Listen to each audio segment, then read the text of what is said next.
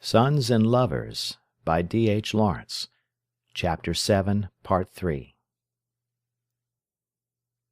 On the Easter Monday the same party took an excursion to Wingfield Manor. It was great excitement to Miriam to catch a train at Sethley Bridge, amid all the bustle of the Bank Holiday crowd. They left the train at Alfreton. Paul was interested in the street and in the colliers with their dogs. Here was a new race of miners. Miriam did not live till they came to the church. They were all rather timid of entering, with their bags of food, for fear of being turned out. Leonard, a comic, thin fellow, went first. Paul, who would have died rather than to be sent back, went last. The place was decorated for Easter. In the font hundreds of white narcissi seemed to be growing. The air was dim and coloured from the windows, and thrilled with a subtle scent of lilies and narcissi. In that atmosphere Miriam's soul came into a glow. Paul was afraid of the things he mustn't do, and he was sensitive to the feel of the place. Miriam turned to him. He answered. They were together. He would not go beyond the communion rail. She loved him for that. Her soul expanded into prayer beside him. He felt the strange fascination of shadowy religious places. All his latent mysticism quivered into life. She was drawn to him. He was a prayer along with her. Miriam very rarely talked to the other lads. They at once became awkward in conversation with her, so usually she was silent. It was past midday when they climbed the steep path to the manor.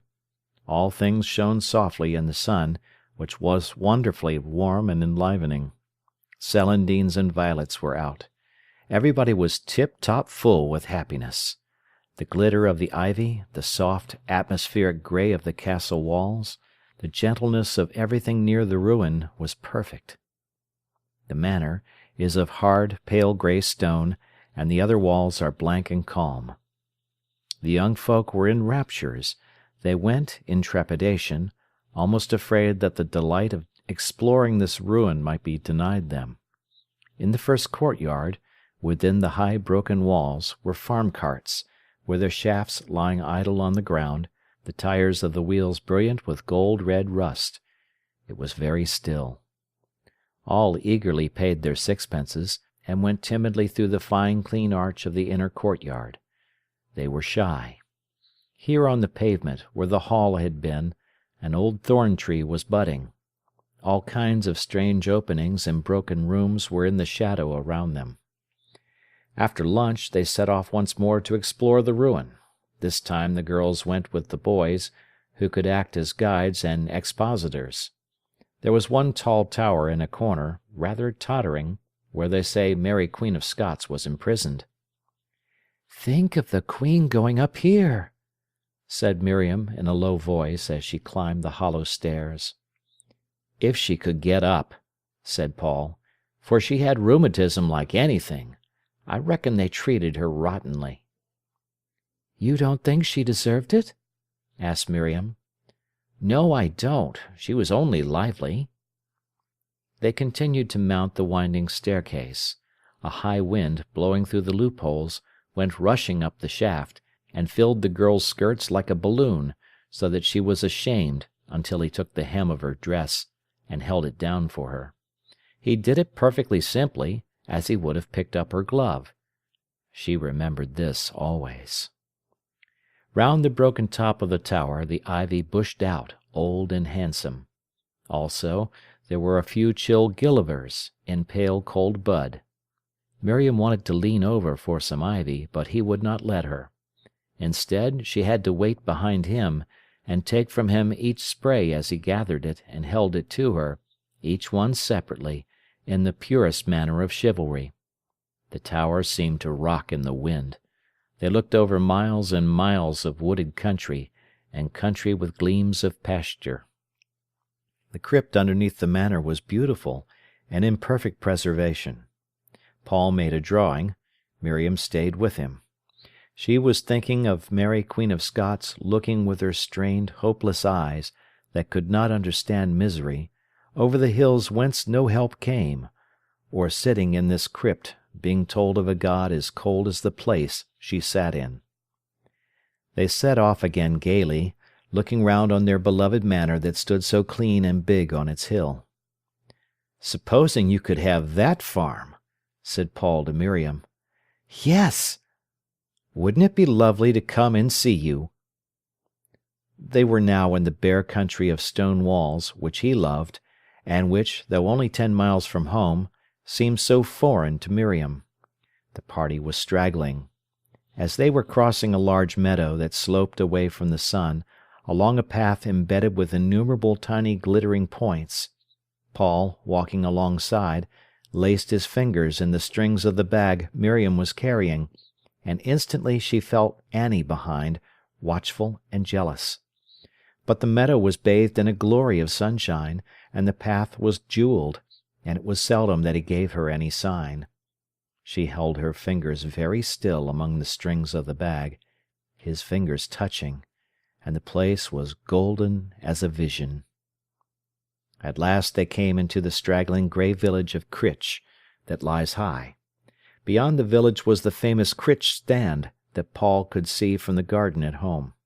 The party pushed on. Great expanse of country spread around and below. The lads were eager to get to the top of the hill.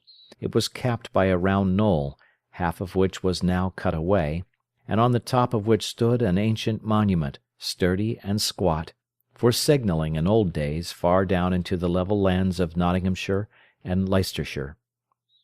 It was blowing so hard, high up there in the exposed place, that the only way to be safe was to stand nailed by the wind to the side of the tower. At their feet fell the precipice where the limestone was quarried away. Below was a jumble of hills and tiny villages, Maddock, Ambergate, Stony Middleton. The lads were eager to spy out the church of Bestwood, far away among the rather crowded country on the left. They were disgusted that it seemed to stand on a plain. They saw the hills of Derbyshire fall into the monotony of the Midlands that swept away south. Miriam was somewhat scared by the wind, but the lads enjoyed it. They went on, miles and miles, to Whitstanwell. All the food was eaten, everybody was hungry, and there was very little money to get home with. But they managed to procure a loaf and a currant loaf, which they hacked to pieces with shut knives, and ate sitting on the wall near the bridge, watching the bright Derwent rushing by, and the brakes from Matlock pulling up at the inn. Paul was now pale with weariness. He had been responsible for the party all day, and now he was done. Miriam understood, and kept close to him, and he left himself in her hands. They had an hour to wait at Ambergate station. Trains came, crowded with excursionists returning to Manchester, Birmingham, and London. "We might be going there. Folk easily might think we're going that far," said Paul. They got back rather late. Miriam, walking home with Geoffrey, watched the moon rise big and red and misty. She felt something was fulfilled in her. She had an elder sister, Agatha, who was a schoolteacher. Between the two girls was a feud. Miriam considered Agatha worldly, and she wanted herself to be a schoolteacher. One Saturday afternoon Agatha and Miriam were upstairs dressing. Their bedroom was over the stable. It was a low room, not very large, and bare. Miriam had nailed on the wall a reproduction of Veronese's St. Catherine. She loved the woman who sat in the window, dreaming. Her own windows were too small to sit in, but the front one was dripped over with honeysuckle and Virginia creeper, and looked upon the tree-tops of the oak wood across the yard, while the little back window, no bigger than a handkerchief, was a loophole to the east, to the dawn beating up against the beloved round hills. The two sisters did not talk much to each other. Agatha, who was fair and small and determined, had rebelled against the home atmosphere, against the doctrine of the other cheek. She was out in the world now, in a fair way to be independent, and she insisted on worldly values, on appearance, on manners, on position, which Miriam would fain have ignored. Both girls liked to be upstairs, out of the way, when Paul came. They preferred to come running down, open the stair-foot door, and see him watching, expectant of them. Miriam stood painfully pulling over her head a rosary he had given her. It caught in the fine mesh of her hair. But at last she had it on, and the red-brown wooden beads looked well against her cool brown neck. She was a well-developed girl and very handsome. But in the little looking-glass nailed against the whitewashed wall, she could only see a fragment of herself at a time. Agatha had bought a little mirror of her own, which she propped up to suit herself. Miriam was near the window. Suddenly she heard the well-known click of the chain, and she saw Paul fling open the gate, push his bicycle into the yard. She saw him look at the house, and she shrank away. He walked in a nonchalant fashion, and his bicycle went with him as if it were a live thing. "Paul's come!" she exclaimed. "Aren't you glad?" asked Agatha cuttingly. Miriam stood in amazement and bewilderment. "Well, aren't you?" she asked. "Yes, but I'm not going to let him see it, and think I wanted him." Miriam was startled. She heard him putting his bicycle in the stable underneath, and talking to Jimmy, who had been a pit horse, and who was seedy. "Well, Jimmy, my lad, how art ter? Nubbut sick and sadly like? Why, then, it's a shame, my owd lad." She heard the rope run through the hole as the horse lifted its head from the lad's caress. How she loved to listen when he thought only the horse could hear. But there was a serpent in her Eden. She searched earnestly in herself to see if she wanted Paul Morel. She felt there would be some disgrace in it. Full of twisted feeling, she was afraid she did want him. She stood self-convicted. Then came an agony of new shame.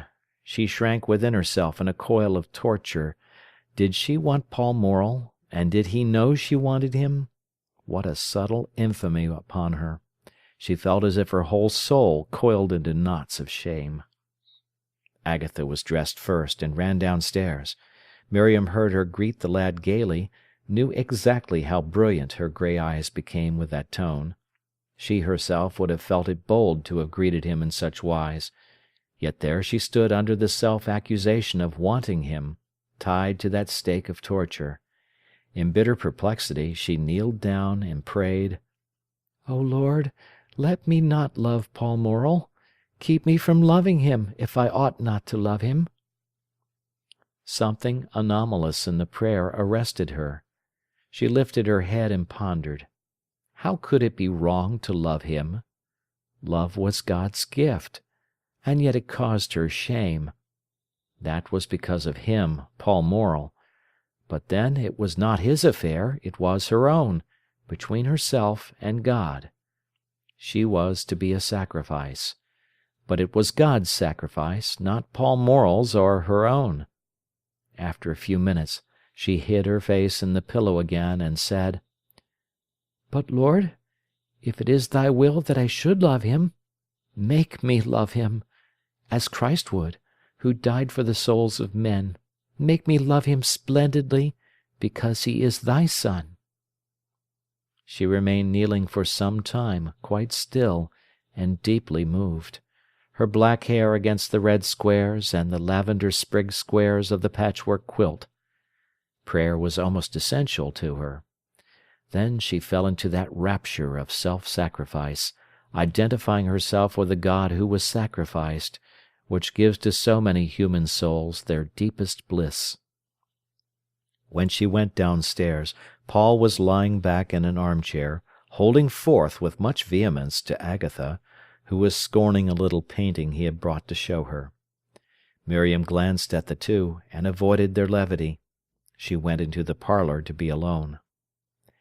It was tea-time before she was able to speak to Paul, and then her manner was so distant he thought he had offended her. Miriam discontinued her practice of going each Thursday evening to the library in Bestwood. After calling for Paul regularly during the whole spring, a number of trifling incidents and tiny insults from his family awakened her to their attitude towards her, and she decided to go no more. So she announced to Paul one evening she would not call at his house again for him on Thursday nights. "Why?" he asked, very short. "Nothing, only I'd rather not." "Very well." "But," she faltered, "if you'd care to meet me, we could still go together." "Meet you where?" "Somewhere, where you like." "I shan't meet you anywhere. I don't see why you shouldn't keep calling for me. But if you won't, I don't want to meet you." So the Thursday evenings which had been so precious to her, and to him, were dropped.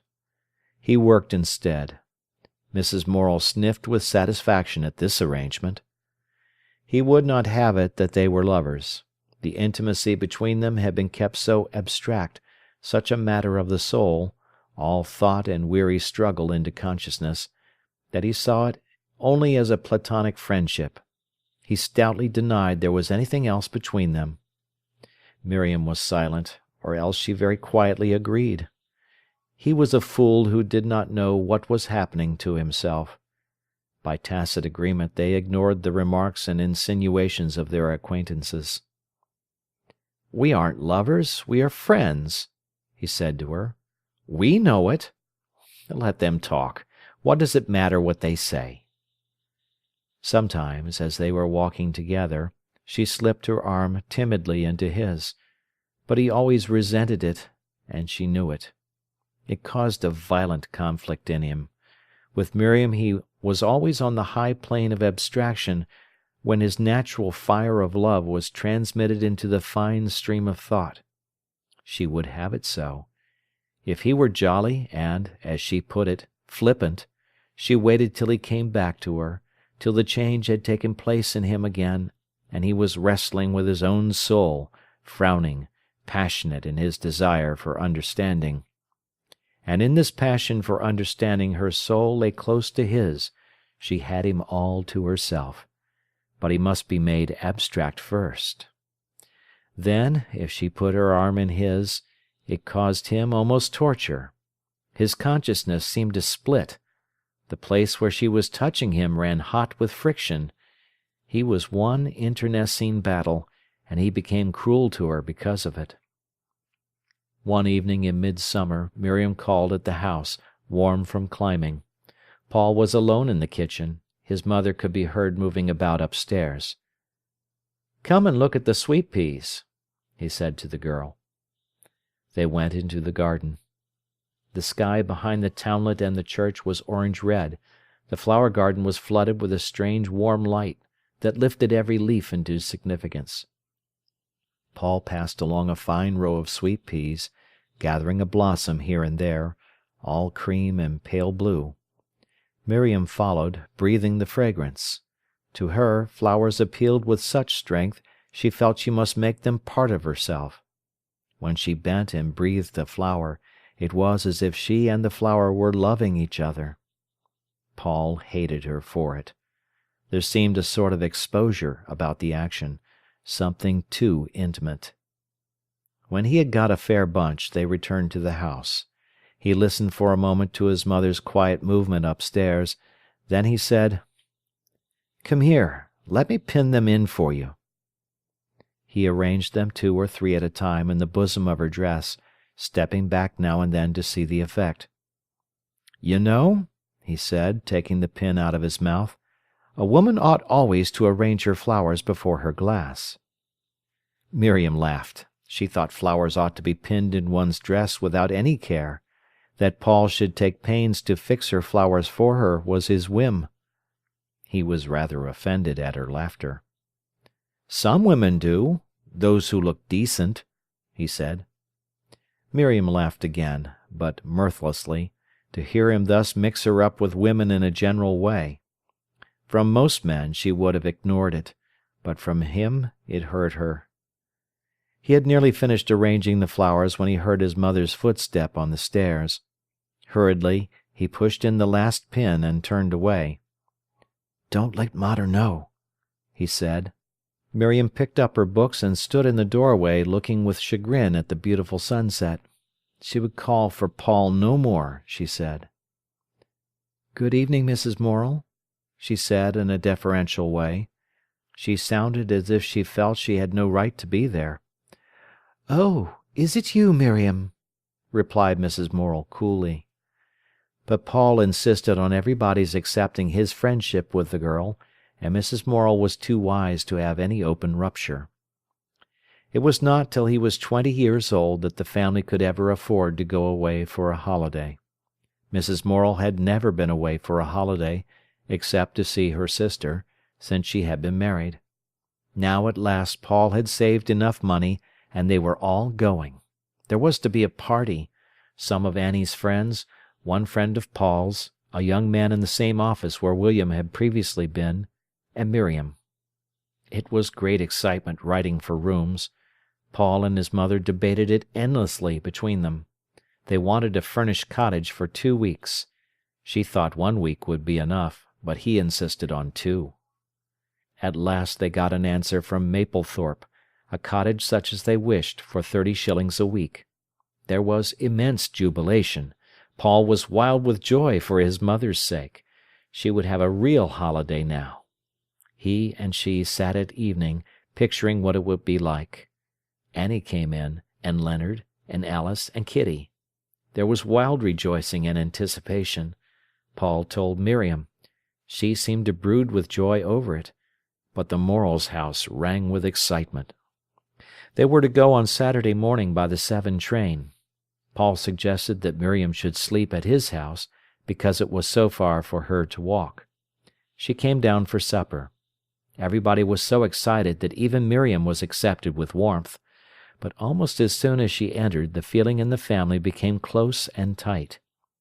He had discovered a poem by Jean Ingelow which mentioned Maplethorpe, and so he must read it to Miriam. He would never have got so far in the direction of sentimentality as to read poetry to his own family. But now they condescended to listen. Miriam sat on the sofa, absorbed in him. She always seemed absorbed in him, and by him, when he was present. Mrs. Morel sat jealously in her own chair. She was going to hear also. And even Annie and the father attended, Morel with his head cocked on one side, like somebody listening to a sermon and feeling conscious of the fact. Paul ducked his head over the book. He had got now all the audience he cared for, and Mrs. Morel and Annie almost contested with Miriam who should listen best and win his favour. He was in very high feather. "But," interrupted Mrs. Morel, "what is the Bride of Enderby that the bells are supposed to ring?" "It's an old tune they used to play on the bells for a warning against water. I suppose the Bride of Enderby was drowned in a flood," he replied. He had not the faintest knowledge what it really was, but he would never have sunk so low as to confess that to his womenfolk. They listened and believed him. He believed himself. "And the people know what that tune meant?" said his mother. "Yes, just like the Scotch when they heard 'The Flowers of the Forest,' and when they used to ring the bells backward for alarm." "How?" said Annie. "A bell sounds the same whether it's rung backwards or forwards." "But," he said, "if you start with the deep bell and ring up to the high one, du du du du du du du du." He ran up the scale. Everybody thought it clever. He thought so too. Then, waiting a minute, he continued the poem. Said Mrs. Morel curiously, when he finished. "But I wish everything that's written weren't so sad." "I canna see what they want drowning themselves for," said Morel. There was a pause. Annie got up to clear the table. Miriam rose to help with the pots. "Let me help to wash up," she said. "Certainly not," cried Annie. "You sit down again. There aren't many." And Miriam, who could not be familiar and insist, sat down again to look at the book with Paul. He was master of the party. His father was no good, and great tortures he suffered lest the tin box should be put out at Fursby instead of at Maplethorpe. And he wasn't equal to getting a carriage. His bold little mother did that. "Here!" she cried to a man. "Here!" Paul and Annie got behind the rest, convulsed with shamed laughter. "How much will it be to drive to Brook Cottage?" said Mrs. Morel. 2 shillings. "Why, how far is it?" "A good way." "I don't believe it," she said. But she scrambled in. There were 8 crowded in one old seaside carriage. "You see," said Mrs. Morel, "it's only 3d. each, and if it were a tramcar—" They drove along. Each cottage they came to, Mrs. Morel cried, "Is it this? Now, this is it!" Everybody sat breathless. They drove past. There was a universal sigh. "I'm thankful it wasn't that brute," said Mrs. Morel. "I was frightened." They drove on and on. At last they descended at a house that stood alone over the dyke by the highroad. There was wild excitement because they had to cross a little bridge to get into the front garden. But they loved the house that lay so solitary, with a sea meadow on one side, and immense expanse of land patched in white barley, yellow oats, red wheat, and green root crops, flat and stretching level to the sky. Paul kept accounts. He and his mother ran the show. The total expenses, lodging, food, everything, was 16 shillings a week per person. He and Leonard went bathing in the mornings. Morel was wandering abroad quite early. "You, Paul," his mother called from the bedroom, "eat a piece of bread and butter." "All right," he answered. And when he got back he saw his mother presiding in state at the breakfast table. The woman of the house was young. Her husband was blind, and she did laundry work. So Mrs. Morel always washed the pots in the kitchen and made the beds. "But you said you'd have a real holiday," said Paul, "and now you work." "Work!" she exclaimed. "What are you talking about?"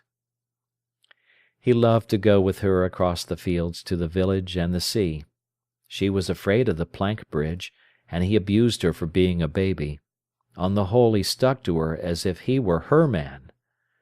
Miriam did not get much of him, except, perhaps, when all the others went to the coons. Coons were insufferably stupid to Miriam, so he thought they were to himself also, and he preached priggishly to Annie about the fatuity of listening to them. Yet he, too, knew all their songs, and sang them along the roads roisterously, and if he found himself listening, the stupidity pleased him very much. Yet to Annie he said, "Such rot! There isn't a grain of intelligence in it. Nobody with more gumption than a grasshopper could go and sit and listen." And to Miriam he said, with much scorn of Annie and the others, "I suppose they're at the coons." It was queer to see Miriam singing coon songs. She had a straight chin that went in a perpendicular line from the lower lip to the turn. She always reminded Paul of some sad Botticelli angel when she sang, even when it was, "Come down Lover's Lane for a walk with me, talk with me." Only when he sketched, or at evening when the others were at the coons, she had him to herself. He talked to her endlessly about his love of horizontals, how they, the great levels of sky and land in Lincolnshire, meant to him the eternity of the will, just as the bowed Norman arches of the church, repeating themselves, meant the dogged leaping forward of the persistent human soul, on and on, nobody knows where. In contradiction to the perpendicular lines and to the Gothic arch, which, he said, leaped up at heaven and touched the ecstasy and lost itself in the divine. Himself, he said, was Norman, Miriam was Gothic. She bowed in consent even to that. One evening he and she went up the great sweeping shore of sand towards Theddlethorpe. The long breakers plunged and ran in a hiss of foam along the coast. It was a warm evening. There was not a figure but themselves on the far reaches of sand, no noise but the sound of the sea. Paul loved to see it clanging at the land. He loved to feel himself between the noise of it and the silence of the sandy shore. Miriam was with him. Everything grew very intense. It was quite dark when they turned again. The way home was through a gap in the sandhills, and then along a raised grass road between two dykes. The country was black and still. From behind the sandhills came the whisper of the sea. Paul and Miriam walked in silence. Suddenly he started. The whole of his blood seemed to burst into flame, and he could scarcely breathe. An enormous orange moon was staring at them from the rim of the sand hills. He stood still, looking at it. "Ah!" cried Miriam when she saw it. He remained perfectly still, staring at the immense and ruddy moon, the only thing in the far-reaching darkness of the level. His heart beat heavily, the muscles of his arms contracted. "What is it?" murmured Miriam, waiting for him. He turned and looked at her. She stood beside him, forever in shadow. Her face, covered with the darkness of her hat, was watching him unseen. But she was brooding. She was slightly afraid, deeply moved and religious. That was her best state. He was impotent against it. His blood was concentrated like a flame in his chest, but he could not get across to her. There were flashes in his blood, but somehow she ignored them. She was expecting some religious state in him. Still yearning, she was half aware of his passion, and gazed at him troubled. "What is it?" she murmured again. "It's the moon," he answered, frowning. "Yes," she assented. "Isn't it wonderful?" She was curious about him. The crisis was past. He did not know himself what was the matter. He was naturally so young, and their intimacy was so abstract. He did not know he wanted to crush her on to his breast to ease the ache there. He was afraid of her. The fact that he might want her as a man wants a woman had in him been suppressed into a shame. When she shrank in her convulsed, coiled torture from the thought of such a thing, he had winced to the depths of his soul. And now this purity prevented even their first love-kiss. It was as if she could scarcely stand the shock of physical love, even a passionate kiss, and then he was too shrinking and sensitive to give it. As they walked along the dark fen meadow, he watched the moon and did not speak. She plodded beside him. He hated her, for she seemed in some way to make him despise himself. Looking ahead, he saw the one light in the darkness, the window of their lamplit cottage. He loved to think of his mother and the other jolly people. "Well, everybody else has been in long ago," said his mother as they entered. "What does that matter?" he cried irritably.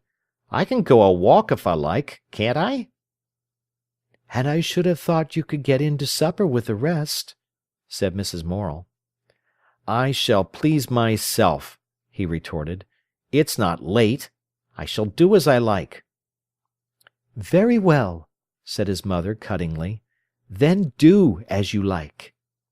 And she took no further notice of him that evening, which he pretended neither to notice nor to care about, but sat reading. Miriam read also, obliterating herself. Mrs. Morel hated her for making her son like this. She watched Paul growing irritable, priggish, and melancholic. For this she put the blame on Miriam. Annie and all her friends joined against the girl. Miriam had no friend of her own, only Paul. But she did not suffer so much, because she despised the triviality of these other people. And Paul hated her because, somehow, she spoilt his ease and naturalness, and he writhed himself with a feeling of humiliation. End of chapter. Sons and Lovers by D.H. Lawrence. Chapter 8, Part 1. Strife in Love. Arthur finished his apprenticeship and got a job on the electrical plant at Menton Pit. He earned very little, but had a good chance of getting on.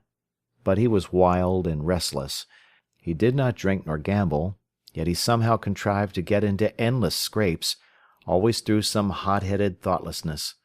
Either he went rabbiting in the woods like a poacher, or he stayed in Nottingham all night instead of coming home, or he miscalculated his dive into the canal at Bestwood, and scored his chest into one mass of wounds on the raw stones and tins at the bottom. He had not been at his work many months when again he did not come home one night.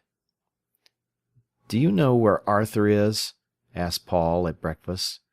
"I do not," replied his mother. "He is a fool," said Paul, "and if he did anything I shouldn't mind, but no, he simply can't come away from a game of whist, or else he must see a girl home from the skating rink, quite propitiously, and so can't get home. He's a fool." "I don't know that it would make it any better if he did something to make us all ashamed," said Mrs. Morel. "Well, I should respect him more," said Paul. "I very much doubt it," said his mother coldly. They went on with breakfast. "Are you fearfully fond of him?" Paul asked his mother. "What do you ask that for?" "Because they say a woman always likes the youngest best." "She may do, but I don't. No, he wearies me." "And you'd actually rather he was good?" "I'd rather he'd showed some of a man's common sense." Paul was raw and irritable. He also wearied his mother very often. She saw the sunshine going out of him, and she resented it. As they were finishing breakfast came the postman with a letter from Derby. Mrs. Morel screwed up her eyes to look at the address. "Give it here, blind eye!" exclaimed her son, snatching it away from her. She started, and almost boxed his ears. "It's from your son Arthur," he said. "What now?" cried Mrs. Morel. "My dearest mother," Paul read, "I don't know what made me such a fool. I want you to come and fetch me back from here. I came with Jack Bredon yesterday, instead of going to work, and enlisted. He said he was sick of wearing the seat of a stool out, and, like the idiot you know I am, I came away with him. I have taken the King's shilling, but perhaps if you came for me, they would let me go back with you. I was a fool when I did it. I don't want to be in the army. My dear mother, I am nothing but a trouble to you, but if you get me out of this, I promise I will have more sense and consideration." Mrs. Morel sat down in her rocking-chair. "Well now," she cried, "let him stop." "Yes," said Paul, "let him stop." There was silence. The mother sat with her hands folded in her apron, her face set, thinking. "If I'm not sick!" she cried suddenly. "Sick!" "Now," said Paul, beginning to frown, "you're not going to worry your soul out about this, do you hear?" "I suppose I'm to take it as a blessing," she flashed, turning on her son. "You're not going to mount it up to a tragedy, so there!" he retorted. "The fool! The young fool!" she cried. "He'll look well in uniform," said Paul irritatingly. His mother turned on him like a fury. "Oh, will he?" she cried. "Not in my eyes." "He should get in a cavalry regiment. He'll have the time of his life, and will look an awful swell." "Swell! Swell! A mighty swell idea indeed! A common soldier!" "Well," said Paul, "what am I but a common clerk?" "A good deal, my boy," cried his mother, stung. "What?"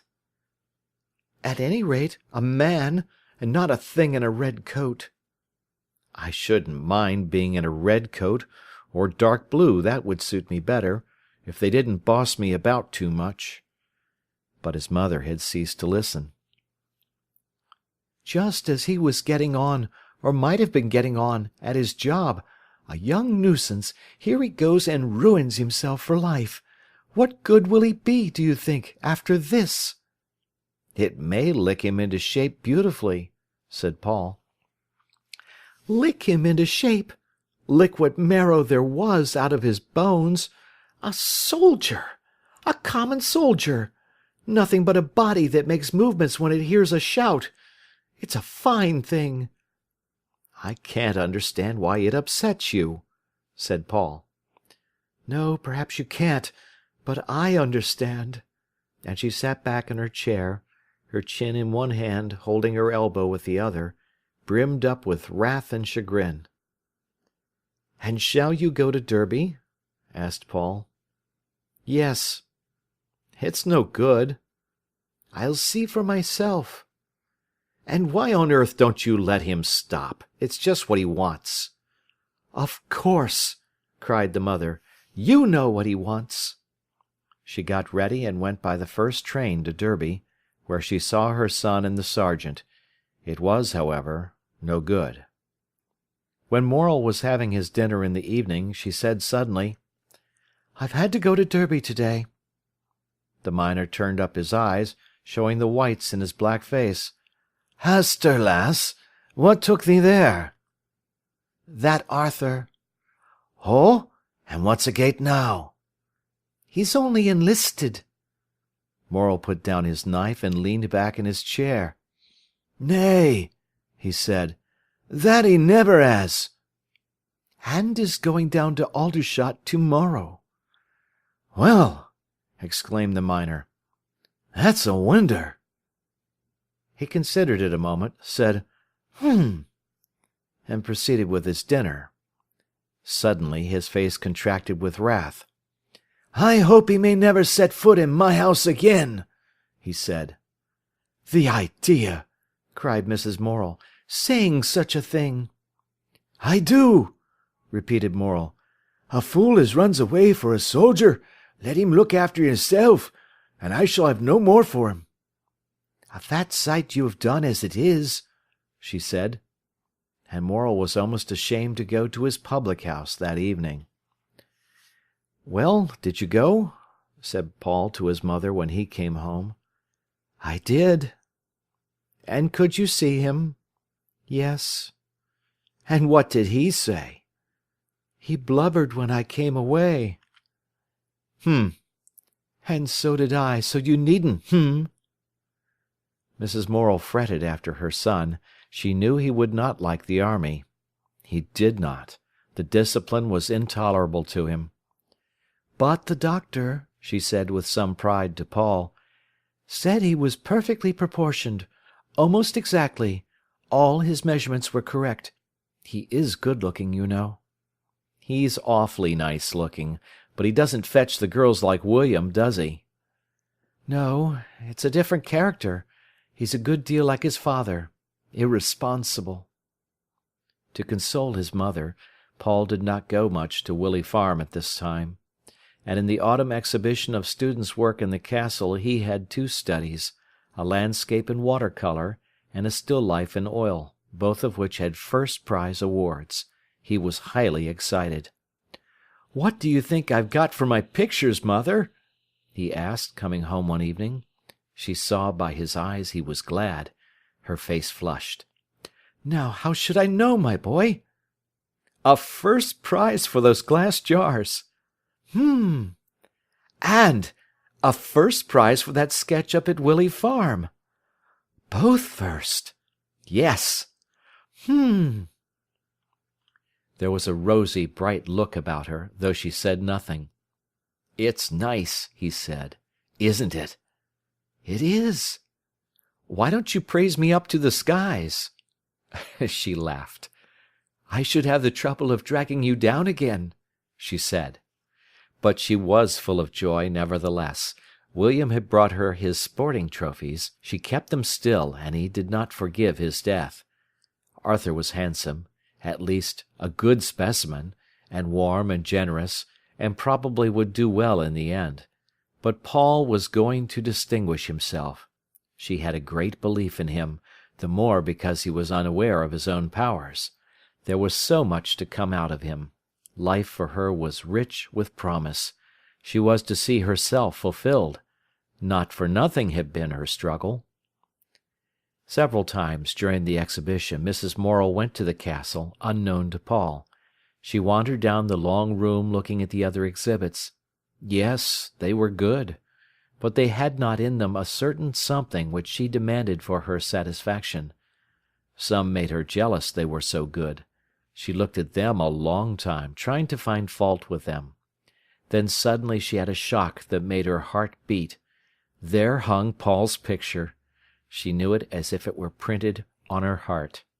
"Name? Paul Morel. First prize."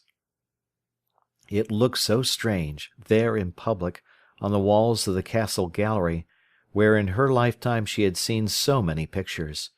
And she glanced round to see if anyone had noticed her again in front of the same sketch. But she felt a proud woman. When she met well-dressed ladies going home to the park, she thought to herself, "Yes, you look very well, but I wonder if your son has 2 first prizes in the castle." And she walked on as proud a little woman as any in Nottingham.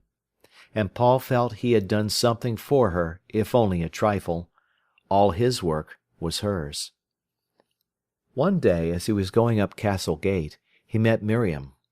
He had seen her on the Sunday, and had not expected to meet her in town. She was walking with a rather striking woman, blonde, with a sullen expression and a defiant carriage.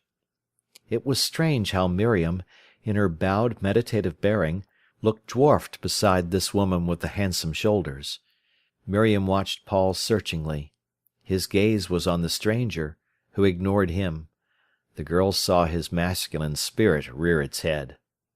"Hello," he said. "You didn't tell me you were coming to town." "No," replied Miriam, half apologetically. "I drove into Cattle Market with father." He looked at her companion. "I've told you about Mrs. Dawes," said Miriam huskily. She was nervous. "Clara, do you know Paul?"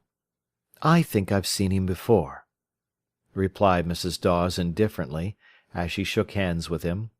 She had scornful grey eyes, a skin like white honey, and a full mouth, with a slightly lifted upper lip that did not know whether it was raised in scorn of all men or out of eagerness to be kissed, but which believed the former. She carried her head back, as if she had drawn away, in contempt, perhaps from men also. She wore a large, dowdy hat of black beaver, and a sort of slightly affected simple dress that made her look rather sack-like. She was evidently poor, and had not much taste. Miriam usually looked nice. "Where have you seen me?" Paul asked of the woman. She looked at him as if she would not trouble to answer. Then, "Walking with Louis Travers," she said. Louis was one of the Spiral girls. "Why, do you know her?" he asked. She did not answer. He turned to Miriam. "Where are you going?" he asked. "To the castle." "What train are you going home by?" "I am driving with father. I wish you could come too. What time are you free?" "You know not till 8 tonight, damn it!" And directly the two women moved on. Paul remembered that Clara Dawes was the daughter of an old friend of Mrs. Liver's. Miriam had sought her out because she had once been Spiral overseer at Jordan's, and because her husband, Baxter Dawes, was smith for the factory, making the irons for cripple instruments, and so on. Through her Miriam felt she got into direct contact with Jordan's, and could estimate better Paul's position. But Mrs. Dawes was separated from her husband, and had taken up women's rights. She was supposed to be clever. It interested Paul. Baxter Dawes he knew and disliked. The smith was a man of 31 or 32. He came occasionally through Paul's corner, a big, well-set man, also striking to look at, and handsome. There was a peculiar similarity between himself and his wife. He had the same white skin, with a clear golden tinge. His hair was of soft brown, his moustache was golden, and he had a similar defiance in his bearing and manner. But then came the difference. His eyes, dark brown and quick-shifting, were dissolute. They protruded very slightly, and his eyelids hung over them in a way that was half hate. His mouth, too, was sensual. His whole manner was of cowed defiance, as if he were ready to knock anybody down who disapproved of him, perhaps because he really disapproved of himself. From the first day he had hated Paul. Finding the lad's impersonal, deliberate gaze of an artist on his face, he got into a fury. "What are yer looking at?" he sneered, bullying. The boy glanced away, but the smith used to stand behind the counter and talk to Mr. Pappleworth. His speech was dirty, with a kind of rottenness. Again he found the youth with his cool, critical gaze fixed on his face. The smith started round as if he had been stung. "What are you looking at, 3 ha'porth of pap?" he snarled. The boy shrugged his shoulders slightly. "Why, you're—" shouted Dawes. "Leave him alone," said Mr. Pappleworth, in that insinuating voice which means, "He's only one of your good little sops who can't help it." Since that time the boy used to look at the man every time he came through with the same curious criticism, glancing away before he met the smith's eye. It made Dawes furious. They hated each other in silence. Clara Dawes had no children. When she had left her husband, the home had been broken up, and she had gone to live with her mother. Dawes lodged with his sister. In the same house was a sister-in-law, and somehow Paul knew that this girl, Louie Travers, was now Dawes's woman. She was a handsome, insolent hussy, who mocked at the youth, and yet flushed if he walked along to the station with her as she went home. The next time he went to see Miriam it was Saturday evening. She had a fire in the parlour and was waiting for him. The others, except her father and mother and the young children, had gone out, so the two had the parlour together. It was a long, low, warm room. There were 3 of Paul's small sketches on the wall, and his photo was on the mantelpiece. On the table, and on the high old rosewood piano were bowls of coloured leaves. He sat in the armchair. She crouched on the hearthrug near his feet. The glow was warm on her handsome, pensive face, as she kneeled there like a devotee. "What did you think of Mrs. Dawes?" she asked quietly. "She doesn't look very amiable," he replied. "No, but don't you think she's a fine woman?" she said in a deep tone. "Yes, in stature, but without a grain of taste. I like her for some things. Is she disagreeable?" "I don't think so. I think she's dissatisfied." "What with?" "Well, how would you like to be tied for life to a man like that?" "Why did she marry him, then, if she was to have revulsions so soon?" "Ay, why did she?" repeated Miriam bitterly. "And I should have thought she had enough fight in her to match him," he said. Miriam bowed her head. "Ay?" she queried satirically. "What makes you think so?" "Look at her mouth, made for passion, and the very set-back of her throat." He threw his head back in Clara's defiant manner. Miriam bowed a little lower. "Yes," she said. There was a silence for some moments, while he thought of Clara. "And what were the things you liked about her?" she asked. "I don't know. Her skin and the texture of her, and I don't know. There's a sort of fierceness somewhere in her. I appreciate her as an artist, that's all." "Yes." He wondered why Miriam crouched there brooding in that strange way. It irritated him. "You don't really like her, do you?" he asked the girl. She looked at him with her great dazzled dark eyes. "I do," she said. "You don't. You can't, not really." "Then what?" she asked slowly. I don't know. Perhaps you like her because she's got a grudge against men." That was probably one of his own reasons for liking Mrs. Dawes, but this did not occur to him. They were silent. There had come into his forehead a knitting of the brows which was becoming habitual with him, particularly when he was with Miriam. She longed to smooth it away, and she was afraid of it. It seemed the stamp of a man who was not her man in Paul Morel. There were some crimson berries among the leaves in the bowl. He reached over and pulled out a bunch. "If you put red berries in your hair," he said, "why would you look like some witch or priestess, and never like a reveller?" She laughed with a naked, painful sound. "I don't know," she said. His vigorous warm hands were playing excitedly with the berries. "Why can't you laugh?" he said. "You never laugh laughter. You only laugh when something is odd or incongruous, and then it almost seems to hurt you." She bowed her head as if he were scolding her. "I wish you could laugh at me just for 1 minute. Just for 1 minute. I feel as if it would set something free." "But," and she looked up at him with eyes frightened and struggling, "I do laugh at you. I do." "Never. There's always a kind of intensity. When you laugh, I could always cry. It seems as if it shows up your suffering. Oh, you make me knit the brows of my very soul and cogitate." Slowly she shook her head despairingly. "I'm sure I don't want to," she said. "I'm so damned spiritual with you always," he cried. She remained silent, thinking, "Then why don't you be otherwise?" But he saw her crouching, brooding figure, and it seemed to tear him in two. "But there, it's autumn," he said, "and everybody feels like a disembodied spirit then." There was still another silence. This peculiar sadness between them thrilled her soul. He seemed so beautiful with his eyes gone dark, and looking as if they were deep as the deepest well.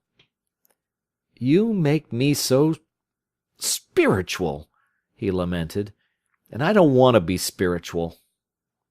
She took her finger from her mouth with a little pop, and looked up at him almost challenging. But still her soul was naked in her great dark eyes, and there was the same yearning appeal upon her. If he could have kissed her in abstract purity, he would have done so. But he could not kiss her thus, and she seemed to leave no other way. And she yearned to him. He gave a brief laugh. "Well," he said, "get that French and we'll do some Verlaine."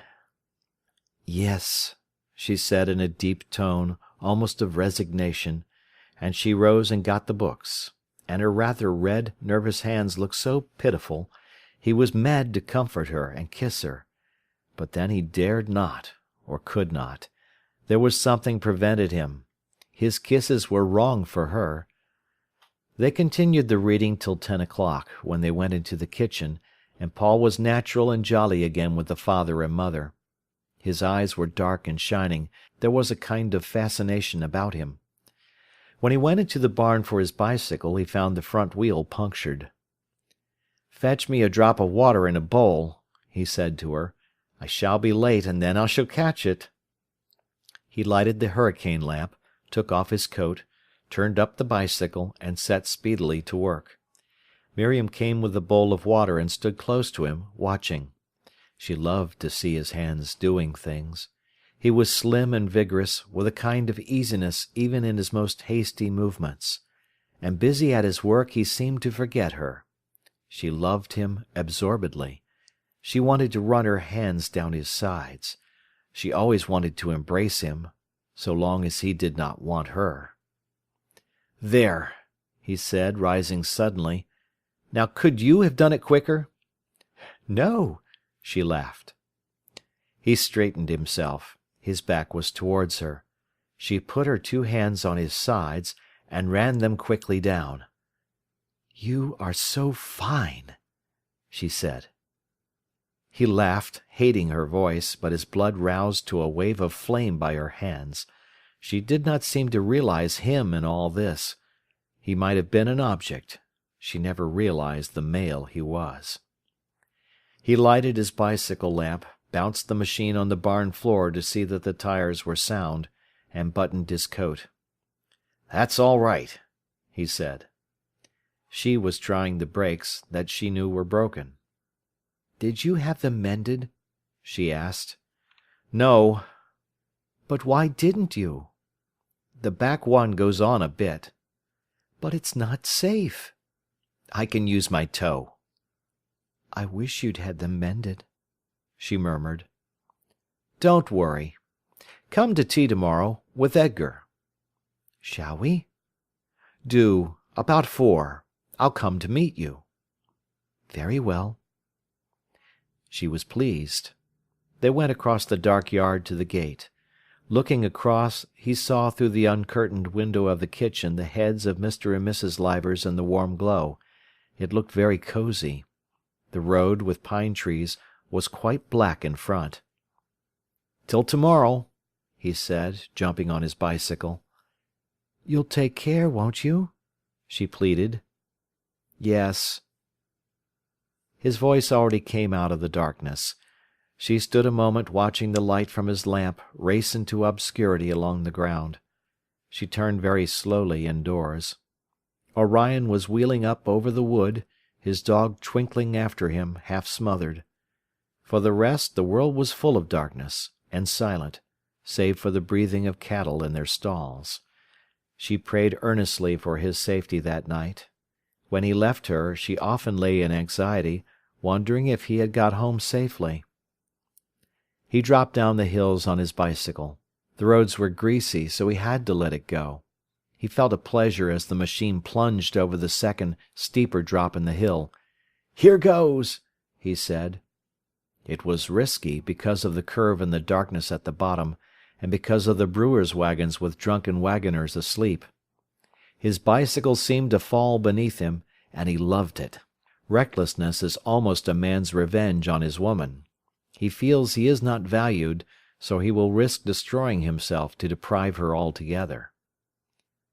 The stars on the lake seemed to leap like grasshoppers, silver upon the blackness, as he spun past. Then there was the long climb home. "See, Mother?" he said, as he threw her the berries and leaves onto the table. She said, glancing at them, then away again. She sat reading, alone, as she always did. "Aren't they pretty?" "Yes." He knew she was cross with him. After a few minutes he said, "Edgar and Miriam are coming to tea tomorrow." She did not answer. "You don't mind?" Still she did not answer. "Do you?" he asked. "You know whether I mind or not." "I don't see why you should. I have plenty of meals there." "You do." "Then why do you begrudge them tea?" "I begrudge whom tea?" "What are you so horrid for?" "Oh, say no more. You've asked her to tea, it's quite sufficient. She'll come." He was very angry with his mother. He knew it was merely Miriam she objected to. He flung off his boots and went to bed. Paul went to meet his friends the next afternoon. He was glad to see them coming. They arrived home at about 4 o'clock. Everywhere was clean and still for Sunday afternoon.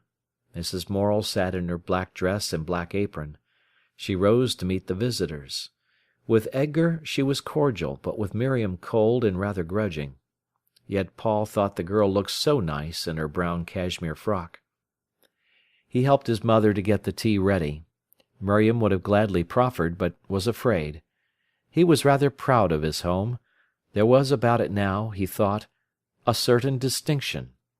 The chairs were only wooden, and the sofa was old, but the hearthrug and cushions were cosy, the pictures were prints in good taste, there was a simplicity in everything, and plenty of books. He was never ashamed in the least of his home, nor was Miriam of hers, because both were what they should be, and warm. And then he was proud of the table. The china was pretty, the cloth was fine. It did not matter that the spoons were not silver, nor the knives ivory-handled. Everything looked nice. Mrs. Morel had managed wonderfully while her children were growing up, so that nothing was out of place. Miriam talked books a little. That was her unfailing topic. But Mrs. Morel was not cordial, and turned soon to Edgar. At first Edgar and Miriam used to go into Mrs. Morel's pew. Morel never went to chapel, preferring the public house. Mrs. Morel, like a little champion, sat at the head of her pew, Paul at the other end, and at first Miriam sat next to him. Then the chapel was like home. It was a pretty place, with dark pews and slim, elegant pillars, and flowers. And the same people had sat in the same places ever since he was a boy. It was wonderfully sweet and soothing to sit there for an hour and a half, next to Miriam, and near to his mother, uniting his two loves under the spell of the place of worship. Then he felt warm and happy and religious at once. And after chapel he walked home with Miriam, whilst Mrs. Morel spent the rest of the evening with her old friend Mrs. Burns. He was keenly alive on his walks on Sunday nights with Edgar and Miriam. He never went past the pits at night, by the lighted lamp-house, the tall black headstocks and lines of trucks, past the fans spinning slowly like shadows, without the feeling of Miriam returning to him, keen and almost unbearable. She did not very long occupy the Morels' pew. Her father took one for themselves once more. It was under the little gallery, opposite the Morels. When Paul and his mother came in the chapel, the Livers' pew was always empty. He was anxious for fear she would not come. It was so far, and there were so many rainy Sundays. Then, often very late indeed, she came in, with her long stride, her head bowed, her face hidden under her bat of dark green velvet. Her face, as she sat opposite, was always in shadow, but it gave him a very keen feeling, as if all his soul stirred within him, to see her there. It was not the same glow, happiness, and pride that he felt in having his mother in charge. Something more wonderful, less human, and tinged to intensity by a pain, as if there were something he could not get to. End of Part 1 of Chapter 8. Sons and Lovers, by D.H. Lawrence, Chapter 8, Part 2. At this time he was beginning to question the Orthodox creed. He was 21, and she was 20. She was beginning to dread the spring, he became so wild and hurt her so much. All the way he went cruelly smashing her beliefs. Edgar enjoyed it. He was by nature critical and rather dispassionate. But Miriam suffered exquisite pain as, with an intellect like a knife, the man she loved examined her religion in which she lived and moved and had her being. But he did not spare her. He was cruel. And when they went alone he was even more fierce, as if he would kill her soul. He bled her beliefs till she almost lost consciousness. "She exults as she carries him off from me," Mrs. Morel cried in her heart when Paul had gone. "She's not like an ordinary woman who can leave me my share in him. She wants to absorb him. She wants to draw him out and absorb him till there is nothing left of him, even for himself. He will never be a man on his own feet. She will suck him up." So the mother sat and battled and brooded bitterly. And he, coming home from his walks with Miriam, was wild with torture. He walked biting his lips and with clenched fists, going at a great rate. Then, brought up against a stile, he stood for some minutes and did not move. There was a great hollow of darkness fronting him, and on the black upslopes patches of tiny lights, and in the lowest trough of the night a flare of the pit. It was all weird and dreadful. Why was he torn so, almost bewildered, and unable to move? Why did his mother sit at home and suffer? He knew she suffered badly. But why should she? And why did he hate Miriam and feel so cruel towards her at the thought of his mother? If Miriam caused his mother suffering, then he hated her, and he easily hated her. Why did she make him feel as if he were uncertain of himself, insecure, an indefinite thing, as if he had not sufficient sheathing to prevent the night and the space breaking into him? How he hated her! And then, what a rush of tenderness and humility! Suddenly he plunged on again, running home. His mother saw on him the marks of some agony, and she said nothing. But he had to make her talk to him. Then she was angry with him for going so far with Miriam. "Why don't you like her, mother?" he cried in despair. "I don't know, my boy," she replied piteously. "I'm sure I've tried to like her. I've tried and tried, but I can't. I can't." And he felt dreary and hopeless between the two. Spring was the worst time. He was changeable and intense and cruel, so he decided to stay away from her. Then came the hours when he knew Miriam was expecting him. His mother watched him growing restless. He could not go on with his work. He could do nothing. It was as if something were drawing his soul out towards Willey Farm. Then he put on his hat and went, saying nothing. And his mother knew he was gone. And as soon as he was on the way, he sighed with relief. And when he was with her, he was cruel again. One day in March he lay on the bank of Nethermere, with Miriam sitting beside him. It was a glistening white and blue day. Big clouds, so brilliant, went by overhead, while shadows stole along on the water. The clear spaces in the sky were of clean, cold blue. Paul lay on his back in the old grass, looking up. He could not bear to look at Miriam. She seemed to want him, and he resisted. He resisted all the time. He wanted now to give her passion and tenderness, and he could not. He felt that she wanted the soul out of his body, and not him. All his strength and energy she drew into herself through some channel which united them. She did not want to meet him, so that there were two of them, man and woman together. She wanted to draw all of him into her. It urged him to an intensity like madness, which fascinated him, as drug-taking might. He was discussing Michelangelo. It felt to her as if she were fingering the very quivering tissue, the very protoplasm of life, as she heard him. It gave her deepest satisfaction, and in the end it frightened her. There he lay in the white intensity of his search, and his voice gradually filled her with fear, so level it was, almost inhuman, as if in a trance. "Don't talk any more," she pleaded softly, laying her hand on his forehead. He lay quite still, almost unable to move. His body was somewhere discarded. "Why not? Are you tired?" "Yes, and it wears you out." He laughed shortly, realizing. "Yet you always made me like it," he said. "I don't wish to," she said very low. "Not when you've gone too far, and you feel you can't bear it. But your unconscious self always asks it of me, and I suppose I want it." He went on in his dead fashion. "If only you could want me, and not want what I can reel off for you." "I?" she cried bitterly. "I? Why, when would you let me take you?" "Then it's my fault," he said, and gathering himself together, he got up and began to talk trivialities. He felt insubstantial. In a vague way he hated her for it, and he knew that he was as much to blame himself. This, however, did not prevent his hating her.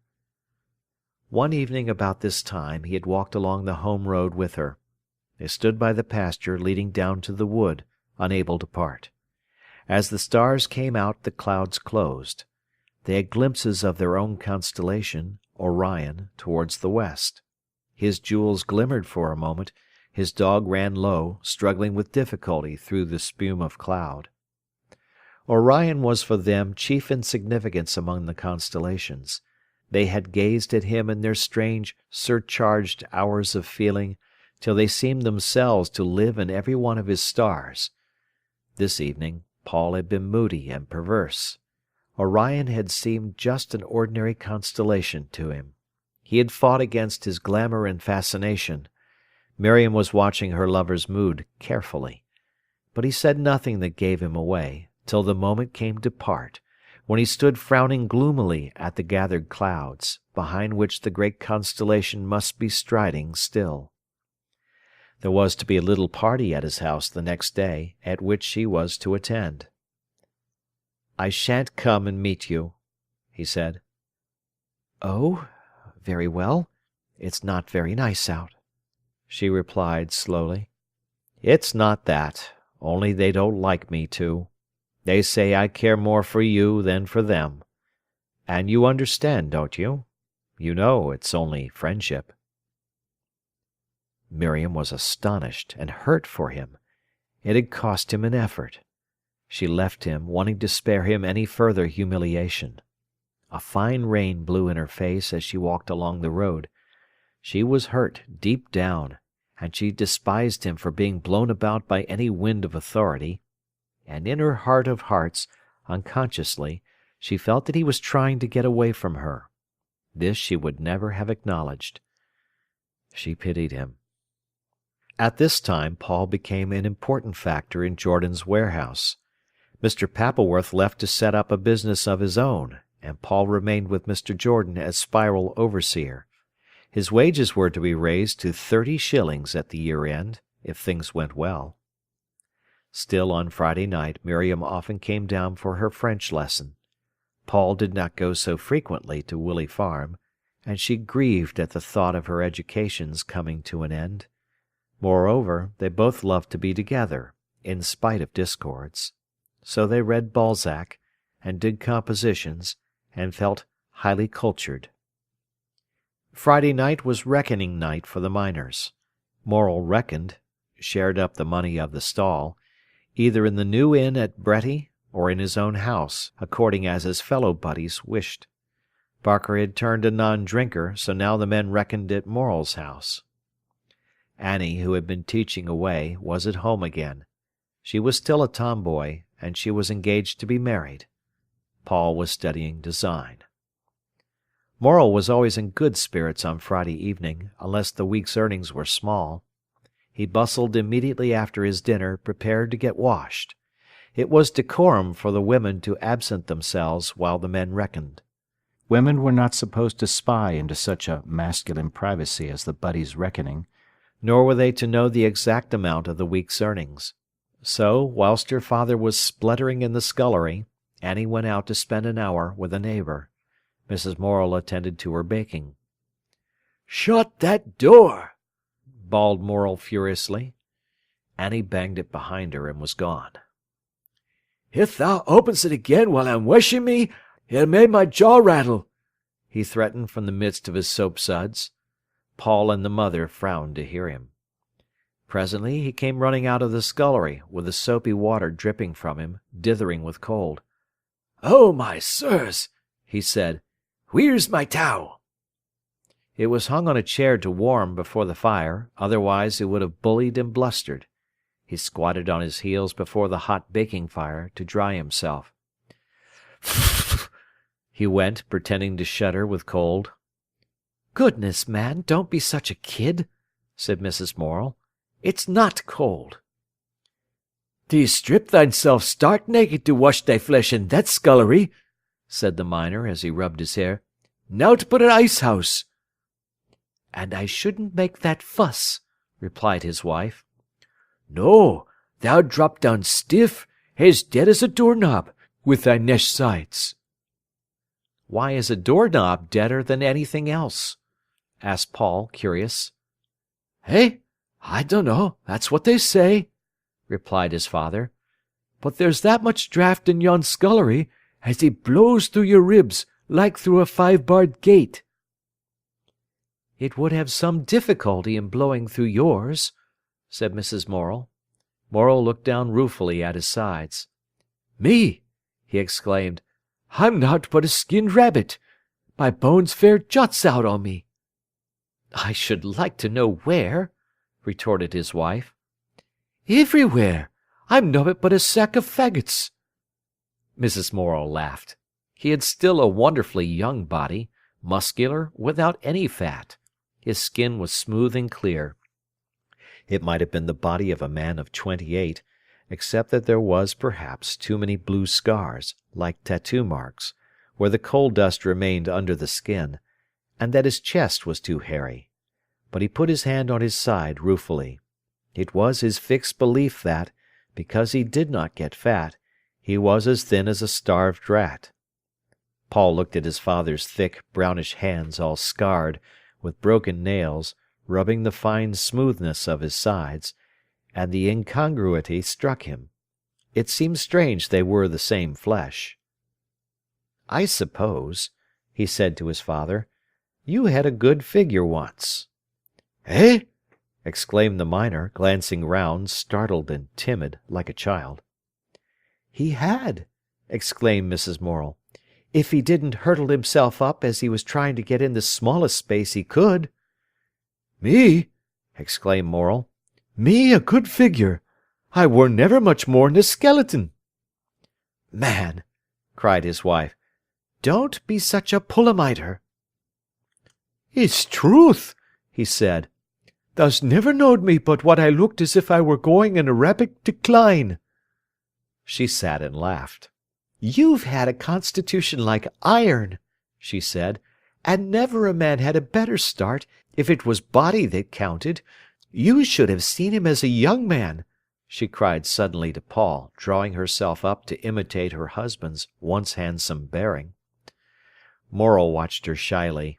He saw again the passion she had had for him. It blazed upon her for a moment.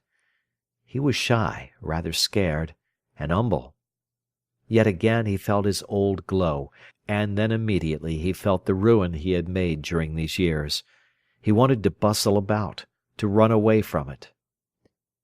"Give my back a bit of a wash," he asked her. His wife brought a well-soaped flannel and clapped it on his shoulders. He gave a jump. "Hey, thou mucky little hussy!" he cried. "Cold as death!" "You ought to have been a salamander," she laughed, washing his back. It was very rarely she would do anything so personal for him. The children did those things. "The next world won't be half hot enough for you," she added. "No," he said. "Thou'lt see as it's draughty for me." But she had finished. She wiped him in a desultory fashion, and went upstairs, returning immediately with his shifting trousers. When he was dried, he struggled into his shirt.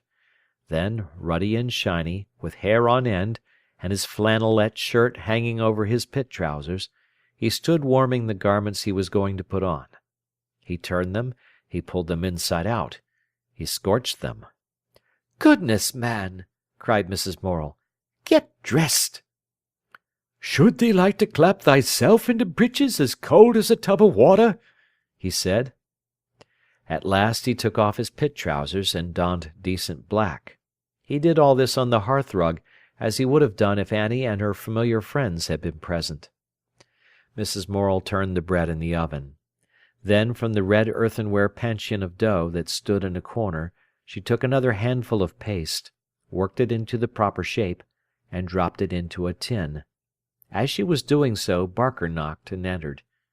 He was a quiet, compact little man, who looked as if he would go through a stone wall. His black hair was cropped short, his head was bony. Like most miners, he was pale, but healthy and taut. "Evening, missus." He nodded to Mrs. Morel, and he seated himself with a sigh. "Good evening," she replied cordially. "Thou'st made thy heels crack," said Morel. "I dunno as I have," said Barker. He sat as the men always did in Morel's kitchen, effacing himself rather. "How's missus?" she asked of him. He had told her some time back. "We're expecting the third just now, you see." "Well," he answered, rubbing his head, "she keeps pretty middlin', I think." "Let's see. When?" asked Mrs. Morel. "Well, I shouldn't be surprised any time now." "Ah, and she's kept fairly?" "Yes, tidy." "That's a blessing, for she's none too strong." "No, and I've done another silly trick." "What's that?" Mrs. Morel knew Barker wouldn't do anything very silly. "I'm come be out the market bag." "You can have mine."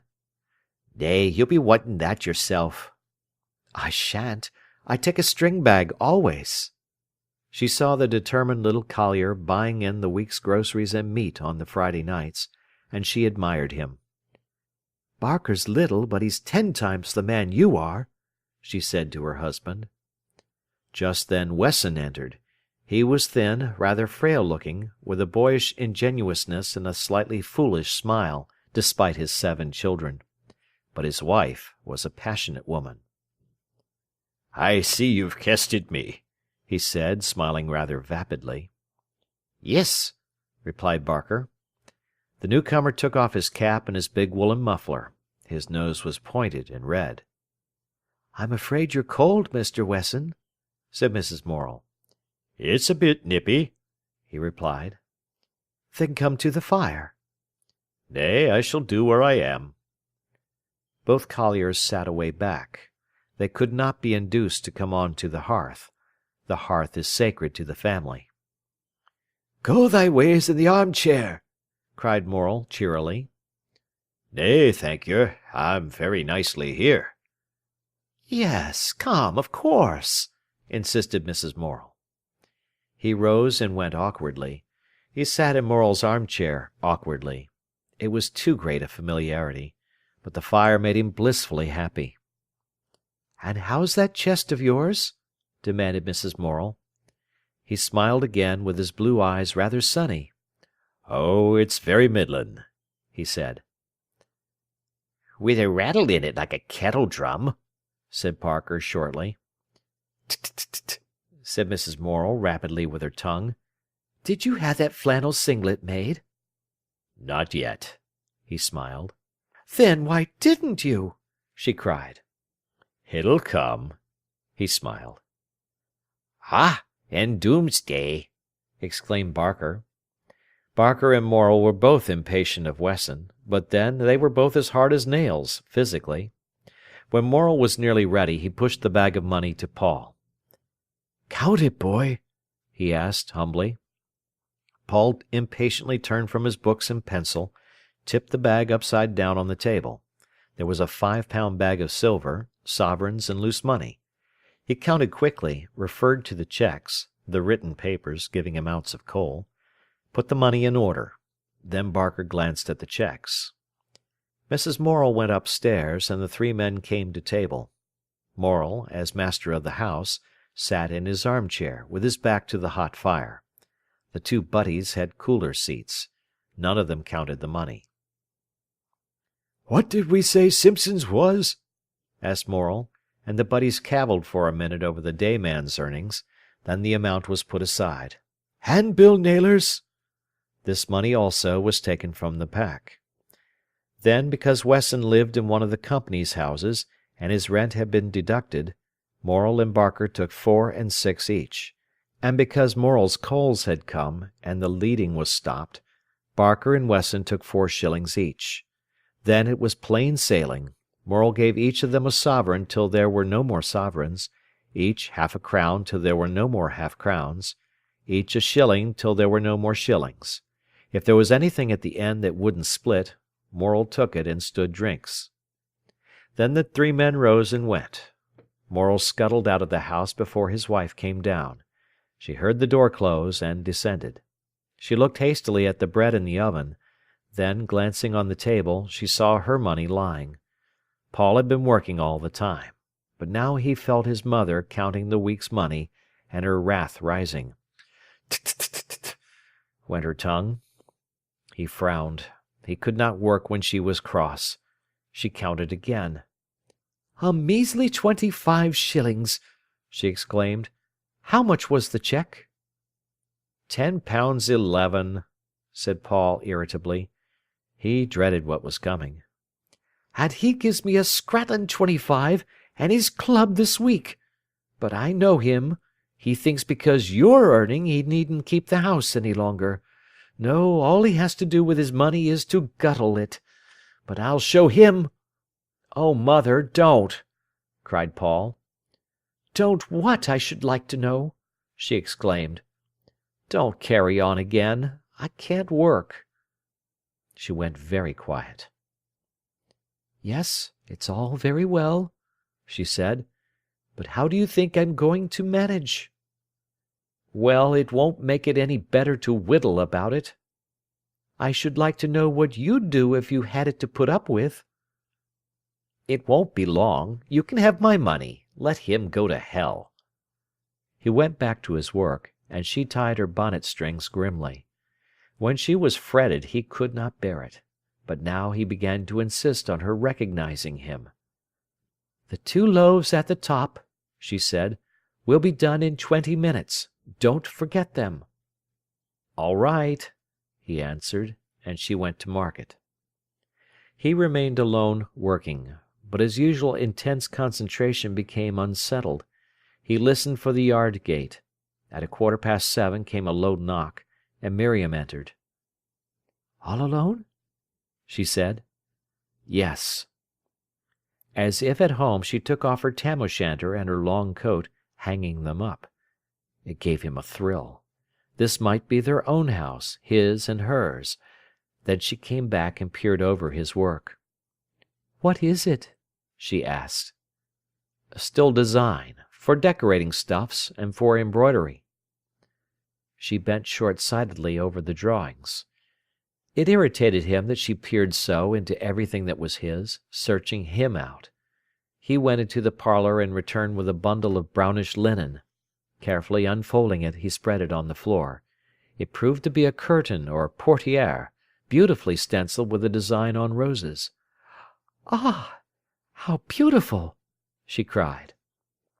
The spread cloth, with its wonderful reddish roses and dark green stems, all so simple, and somehow so wicked-looking, lay at her feet. She went on her knees before it, her dark curls dropping. He saw her crouched voluptuously before his work, and his heart beat quickly. Suddenly she looked up at him. "Why does it seem cruel?" she asked. "What?" "There seems to be a feeling of cruelty about it," she said. "It's jolly good, whether or not," he replied, folding up his work with a lover's hands. She rose slowly, pondering. "And what will you do with it?" she asked. "Send it to Liberty's. I did it for my mother, but I think she'd rather have the money." "Yes," said Miriam. He had spoken with a touch of bitterness, and Miriam sympathised. Money would have been nothing to her. He took the cloth back into the parlour. When he returned, he threw to Miriam a smaller piece. It was a cushion cover with the same design.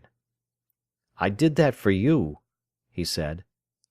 She fingered the work with trembling hands and did not speak. He became embarrassed. "By Jove, the bread!" he cried. He took the top loaves out, tapped them vigorously. They were done. He put them on the hearth to cool. Then he went to the scullery, wetted his hands, scooped the last white dough out of the puncheon, and dropped it in a baking tin. Miriam was still bent over her painted cloth. He stood rubbing the bits of dough from his hands. "You do like it?" he asked. She looked up at him, with her dark eyes one flame of love. He laughed uncomfortably. Then he began to talk about the design. There was for him the most intense pleasure in talking about his work to Miriam. All his passion, all his wild blood, went into this intercourse with her, when he talked and conceived his work. She brought forth to him his imaginations. She did not understand, any more than a woman understands when she conceives a child in her womb, but this was life for her and for him. While they were talking, a young woman of about 22, small and pale, hollow-eyed, yet with a relentless look about her, entered the room. She was a friend at the Morels. "Take your things off," said Paul. "No, I'm not stopping." She sat down in the armchair opposite Paul and Miriam, who were on the sofa. Miriam moved a little farther from him. The room was hot, with a scent of new bread. Brown crisp loaves stood on the hearth. "I shouldn't have expected to see you here tonight, Miriam Leivers," said Beatrice wickedly. "Why not?" murmured Miriam huskily. "Why, let's look at your shoes." Miriam remained uncomfortably still. "If thou dost na, thou dost na," laughed Beatrice. Miriam put her feet from under her dress. Her boots had that queer, irresolute, rather pathetic look about them, which showed how self-conscious and self-mistrustful she was, and they were covered with mud. "Glory, you're a positive muck-heap!" exclaimed Beatrice. "Who cleans your boots?" "I clean them myself." "Then you wanted a job," said Beatrice. "It would have taken a lot of men to have brought me down here to-night. But love laughs at sludge, doesn't it, Possum my duck?" "Inter alia," he said. "Oh, Lord! Are you going to spout foreign languages? What does it mean, Miriam?" There was a fine sarcasm in the last question, but Miriam did not see it. "Among other things, I believe," she said humbly. Beatrice put her tongue between her teeth and laughed wickedly. "Ah, among other things, Postle?" she repeated. "Do you mean love laughs at mothers and fathers and sisters and brothers and men friends and lady friends and even at the beloved himself?" She affected a great innocence. "In fact, it's one big smile," he replied. "Up its sleeve, Postle Morel, you believe me," she said, and she went off into another burst of wicked, silent laughter.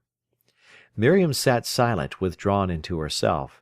Every one of Paul's friends delighted in taking sides against her, and he left her in the lurch, seemed almost to have a sort of revenge upon her then.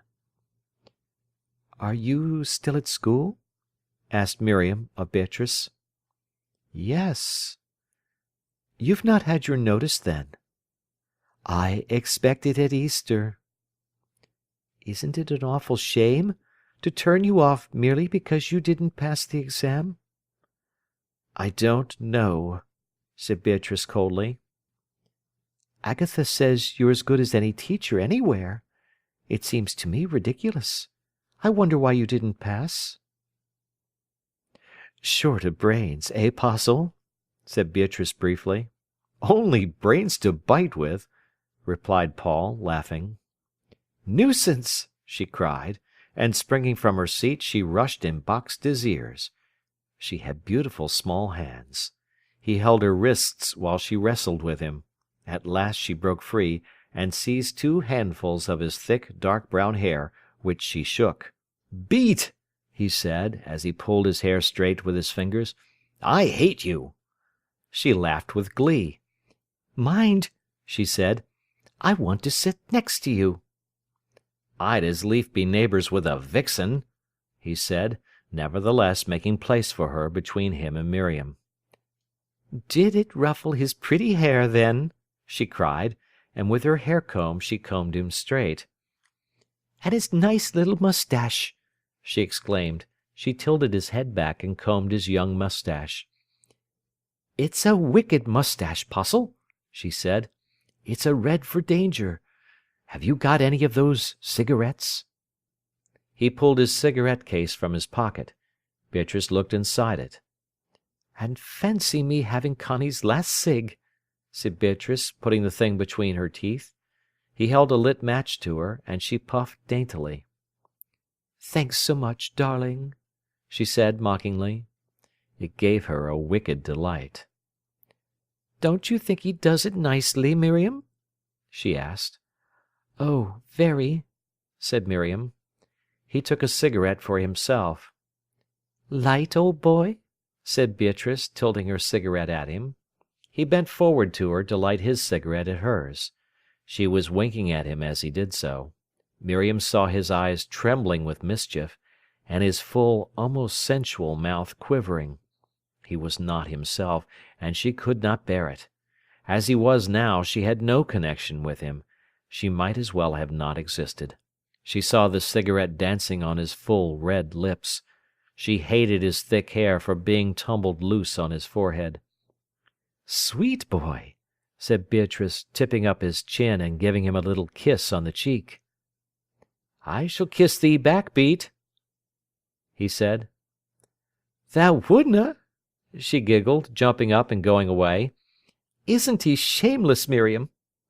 "Quite," said Miriam. "By the way, aren't you forgetting the bread?" "By Jove!" he cried, flinging open the oven door. Out puffed the bluish smoke and a smell of burned bread. "Oh, golly!" cried Beatrice, coming to his side. She crouched before the oven. She peered over his shoulder. "This is what comes of the oblivion of love, my boy." Paul was ruefully removing the loaves. One was burnt black on the hot side, another was hard as a brick. "Poor mater," said Paul. "You want to grate it," said Beatrice. "Fetch me the nutmeg grater." She arranged the bread in the oven. He brought the grater, and she grated the bread onto a newspaper on the table. He set the doors open to blow away the smell of burned bread. Beatrice grated away, puffing her cigarette, knocking the charcoal off the poor loaf. "My word, Miriam, you're in for it this time," said Beatrice. "I?" exclaimed Miriam in amazement. "You'd better be gone when his mother comes in. I know why King Alfred burned the cakes. Now I see it. Papa would fix up a tale about his work making him forget, if he thought it would wash. If that old woman had come in a bit sooner, she'd have boxed the brazen thing's ears who made the oblivion, instead of poor Alfred's." She giggled as she scraped the loaf. Even Miriam laughed in spite of herself. Paul mended the fire ruefully. The garden gate was heard to bang. "Quick!" cried Beatrice, giving Paul the scraped loaf. "Wrap it up in a damp towel." Paul disappeared into the scullery. Beatrice hastily blew her scrapings into the fire, and sat down innocently. Annie came bursting in. She was an abrupt, quite smart young woman. She blinked in the strong light. "Smell of burning!" she exclaimed. "It's the cigarettes," replied Beatrice demurely. "Where's Paul?" Leonard had followed Annie. He had a long, comic face and blue eyes, very sad. "I suppose he's left you to settle it between you," he said. He nodded sympathetically to Miriam and became gently sarcastic to Beatrice. "No," said Beatrice, "he's gone off with number 9. "I just met number 5 inquiring for him," said Leonard. "Yes, we're going to share him up like Solomon's baby," said Beatrice.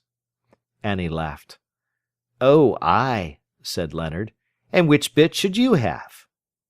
"I don't know," said Beatrice. "I'll let all the others pick first." "And you'd have the leavings, like?" said Leonard, twisting up a comic face. Annie was looking in the oven. Miriam sat ignored. Paul entered. "This bread's a fine sight, our Paul," said Annie. "Then you should stop and look after it," said Paul. "You mean you should do what you're reckoning to do," replied Annie. "He should, shouldn't he?" cried Beatrice. "I should think he'd got plenty on hand," said Leonard.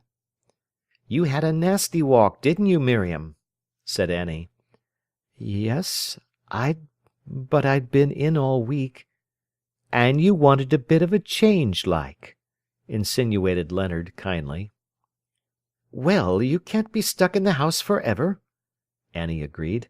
She was quite amiable. Beatrice pulled on her coat and went out with Leonard and Annie.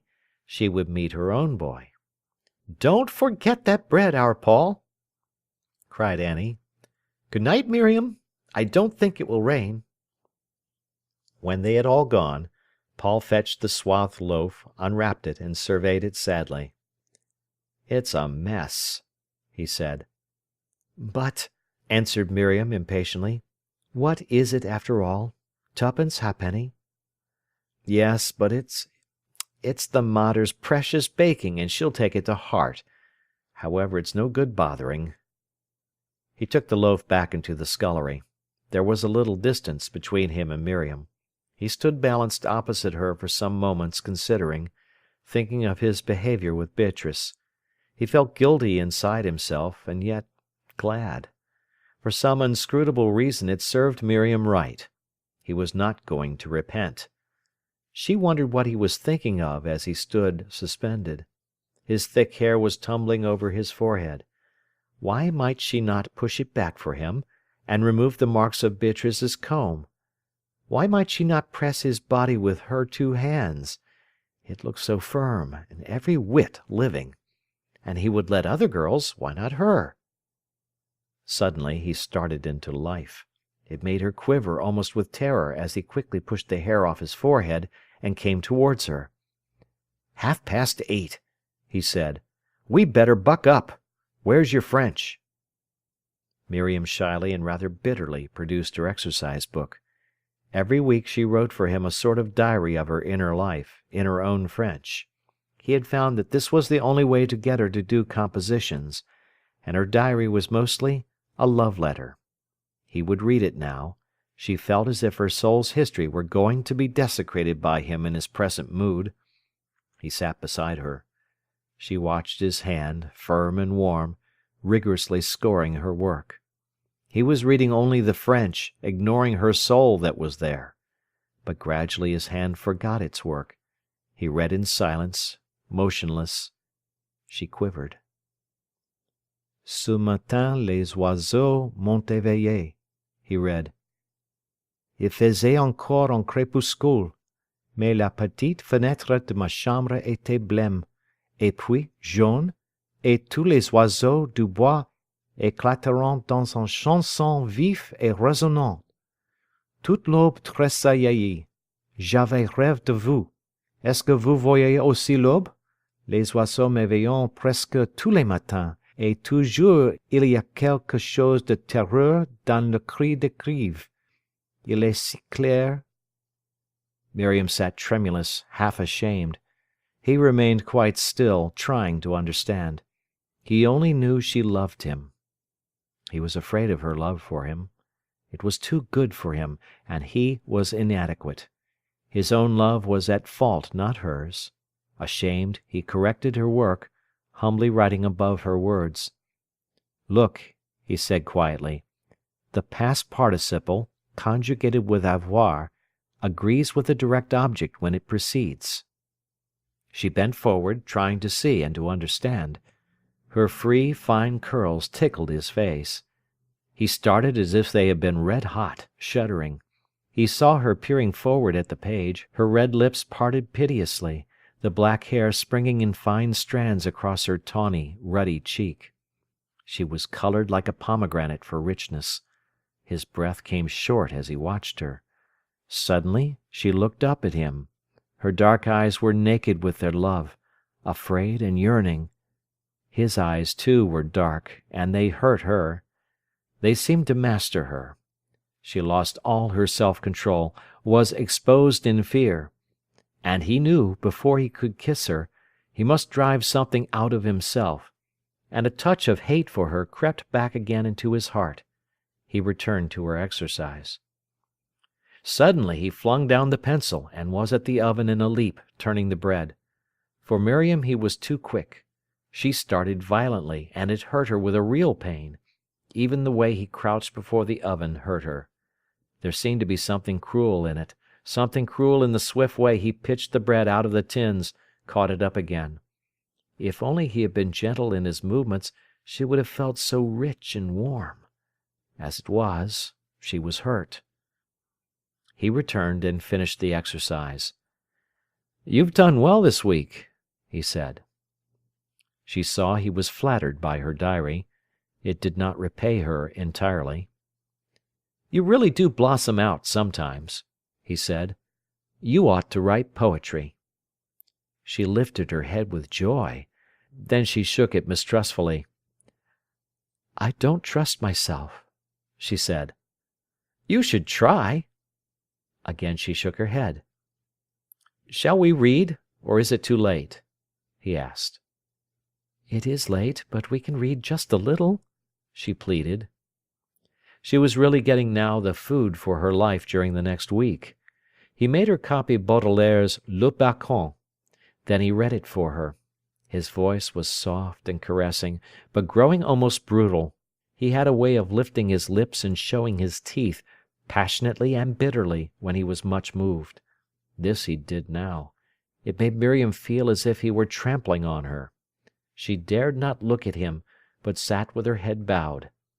She could not understand why he got into such a tumult and fury. It made her wretched. She did not like Baudelaire, on the whole, nor Verlaine. "Behold her singing in the field, yon solitary Highland lass." That nourished her heart. So did Fair Ines, and It was a beauteous evening, calm and pure, and breathing holy quiet like a nun. These were like herself, and there was he, saying in his throat bitterly, "Tu te rappelleras la beauté des caresses." The poem was finished. He took the bread out of the oven, arranging the burnt loaves at the bottom of the panchion, the good ones at the top. The desiccated loaf remained swathed up in the scullery. "Mater needn't know till morning," he said. "It won't upset her so much then as at night." Miriam looked in the bookcase, saw what postcards and letters he had received, saw what books were there. She took one that had interested him. Then he turned down the gas and they set off. He did not trouble to lock the door. He was not home again until 11:15. His mother was seated in the rocking-chair. Annie, with a rope of hair hanging down her back, remained sitting on a low stool before the fire, her elbows on her knees, gloomily. On the table stood the offending loaf unswathed.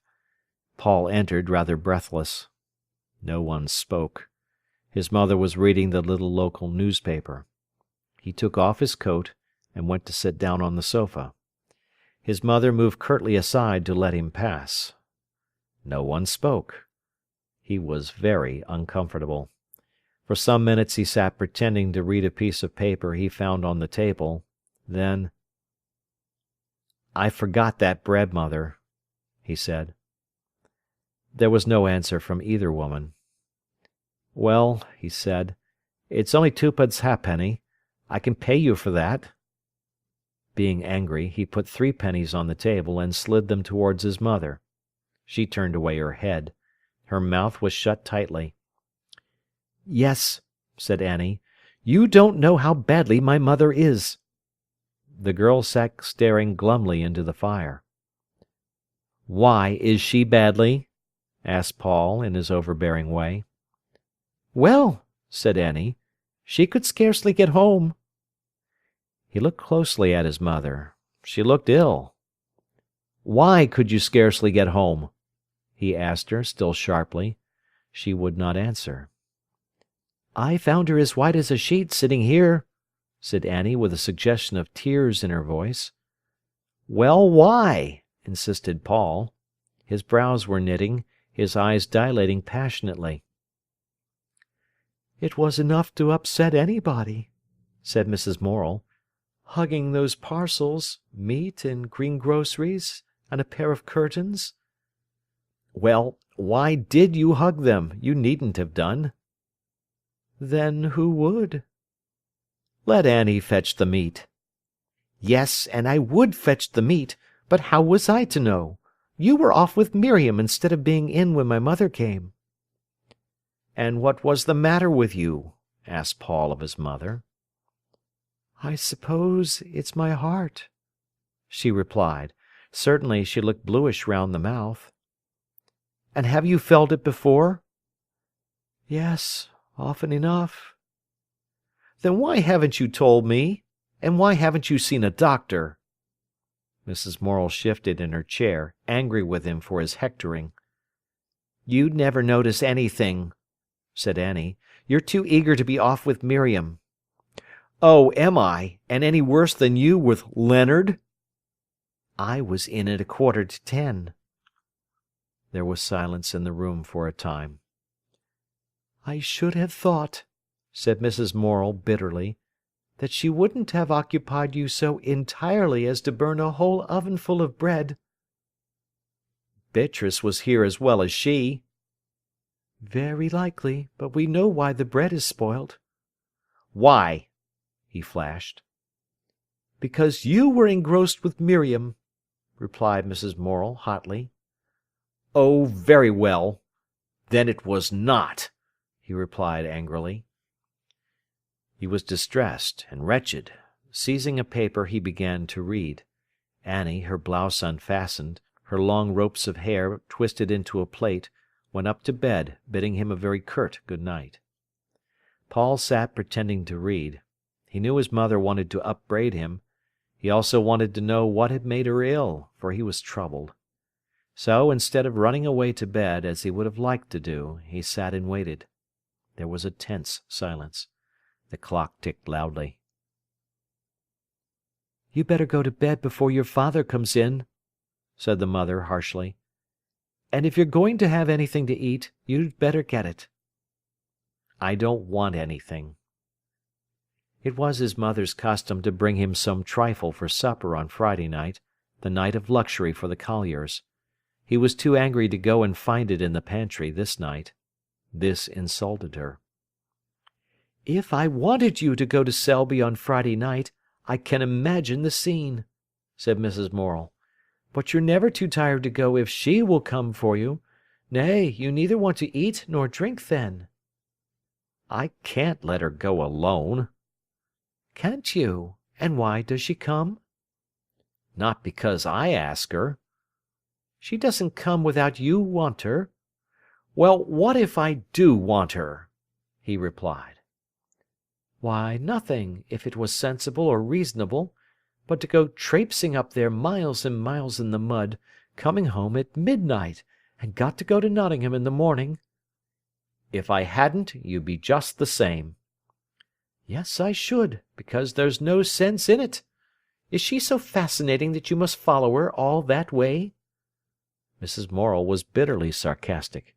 She sat still, with averted face, stroking with a rhythmic, jerked movement the black sateen of her apron. It was a movement that hurt Paul to see. "I do like her," he said, "but—" "Like her!" said Mrs. Morel, in the same biting tones. "It seems to me you like nothing and nobody else. There's neither Annie, nor me, nor anyone now for you." "What nonsense, mother! You know I don't love her. I tell you I don't love her. She doesn't even walk with my arm, because I don't want her to." "Then why do you fly to her so often?" "I do like to talk to her. I never said I didn't. But I don't love her." "Is there nobody else to talk to?" "Not about the things we talk of. There's a lot of things that you're not interested in that—" "What things?" Mrs. Morel was so intense that Paul began to pant. "Why, painting and books. You don't care about Herbert Spencer." "No," was the sad reply, "and you won't at my age." "Well, but I do now, and Miriam does." "And how do you know," Mrs. Morel flashed defiantly, "that I shouldn't? Do you ever try me?" "But you don't, mother. You know you don't care whether a picture's decorative or not. You don't care what manner it is in." "How do you know I don't care? Do you ever try me? Do you ever talk to me about these things, to try?" "But it's not that matters to you, mother. You know it's not." "What is it then? What is it then that matters to me?" she flashed. He knitted his brows with pain. "You're old, mother, and we're young." He only meant that the interests of her age were not the interests of his, but he realised the moment he had spoken that he had said the wrong thing. "Yes, I know it well. I am old, and therefore I may stand aside. I have nothing more to do with you. You only want me to wait on you. The rest is for Miriam." He could not bear it. Instinctively he realised that he was life to her, and, after all, she was the chief thing to him, the only supreme thing. "You know it isn't, mother! You know it isn't!" She was moved to pity by his cry. "It looks a great deal like it," she said, half putting aside her despair. "No, mother, I don't. I really don't love her. I talk to her, but I want to come home to you." He had taken off his collar and tie, and rose bare-throated to go to bed. As he stooped to kiss his mother, she threw her arms round his neck, hid her face on his shoulder, and cried in a whimpering voice so unlike her own that he writhed in agony. "I can't bear it. I could let another woman, but not her. She'd leave me no room, not a bit of room." And immediately he hated Miriam bitterly. "And I've never—you know, Paul, I've never had a husband, not really." He stroked his mother's hair, and his mouth was on her throat. "And she exults so in taking you from me. She's not like ordinary girls." "Well, I don't love her, mother," he murmured, bowing his head and hiding his eyes on her shoulder in misery. His mother kissed him a long, fervent kiss. "My boy," she said in a voice trembling with passionate love. Without knowing, he gently stroked her face. "There," said his mother. "Now go to bed. You'll be so tired in the morning." As she was speaking, she heard her husband coming. "There's your father. Now go." Suddenly she looked at him almost as if in fear. "Perhaps I'm selfish. If you want her, take her, my boy." His mother looked so strange. Paul kissed her, trembling. "Ha, mother," he said softly. Morel came in, walking unevenly. His hat was over one corner of his eye. He balanced in the doorway. "At your mischief again?" he said venomously. Mrs. Morel's emotion turned into sudden hate of the drunkard who had come in thus upon her. "At any rate, it is sober," she said. "Huh, huh, huh," he sneered. He went into the passage, hung up his hat and coat. Then she heard him go down 3 steps to the pantry. He returned with a piece of pork pie in his fist. It was what Mrs. Morel had bought for her son. "Nor was that bought for you. If you can give me no more than 25 shillings, I'm sure I'm not going to buy you pork pie to stuff, after you've swilled a bellyful of beer." "What? What?" snarled Morel, toppling in his balance. "What? Not for me?" He looked at the piece of meat and crust, and suddenly, in a vicious spurt of temper, flung it into the fire. Paul started to his feet. "Waste your own stuff!" he cried. "What? What?" suddenly shouted Morel, jumping up and clenching his fist. "I'll show you, you young jockey!" "All right," said Paul viciously, putting his head on one side. "Show me!" He would at that moment dearly have loved to have a smack at something. Morel was half crouching, fists up, ready to spring. The young man stood, smiling with his lips. "Hussa!" hissed the father, swiping round with a great stroke just past his son's face. He dared not, even though so close, really touch the young man, but swerved an inch away. "Right," said Paul, his eyes upon the side of his father's mouth, where in another instant his fist would have hit. He ached for that stroke, but he heard a faint moan from behind. His mother was deadly pale and dark at the mouth. Morel was dancing up to deliver another blow. "Father!" said Paul, so that the word rang. Morel started and stood at attention. "Mother," moaned the boy. "Mother!" She began to struggle with herself. Her open eyes watched him, although she could not move. Gradually she was coming to herself. He laid her down on the sofa, and ran upstairs for a little whiskey, which at last she could sip. The tears were hopping down his face. As he knelt in front of her he did not cry, but the tears ran down his face quickly. Morel, on the opposite side of the room, sat with his elbows on his knees, glaring across. "What's the matter with her?" he asked. "Faint," replied Paul. "Huh!" The elderly man began to unlace his boots. He stumbled off to bed. His last fight was fought in that home. Paul kneeled there, stroking his mother's hand. "Don't be poorly, mother, don't be poorly," he said, time after time. "It's nothing, my boy," she murmured. At last he rose, fetched in a large piece of coal and raked the fire. Then he cleared the room, put everything straight, laid the things for breakfast, and brought his mother's candle. "Can you go to bed, mother?" "Yes, I'll come."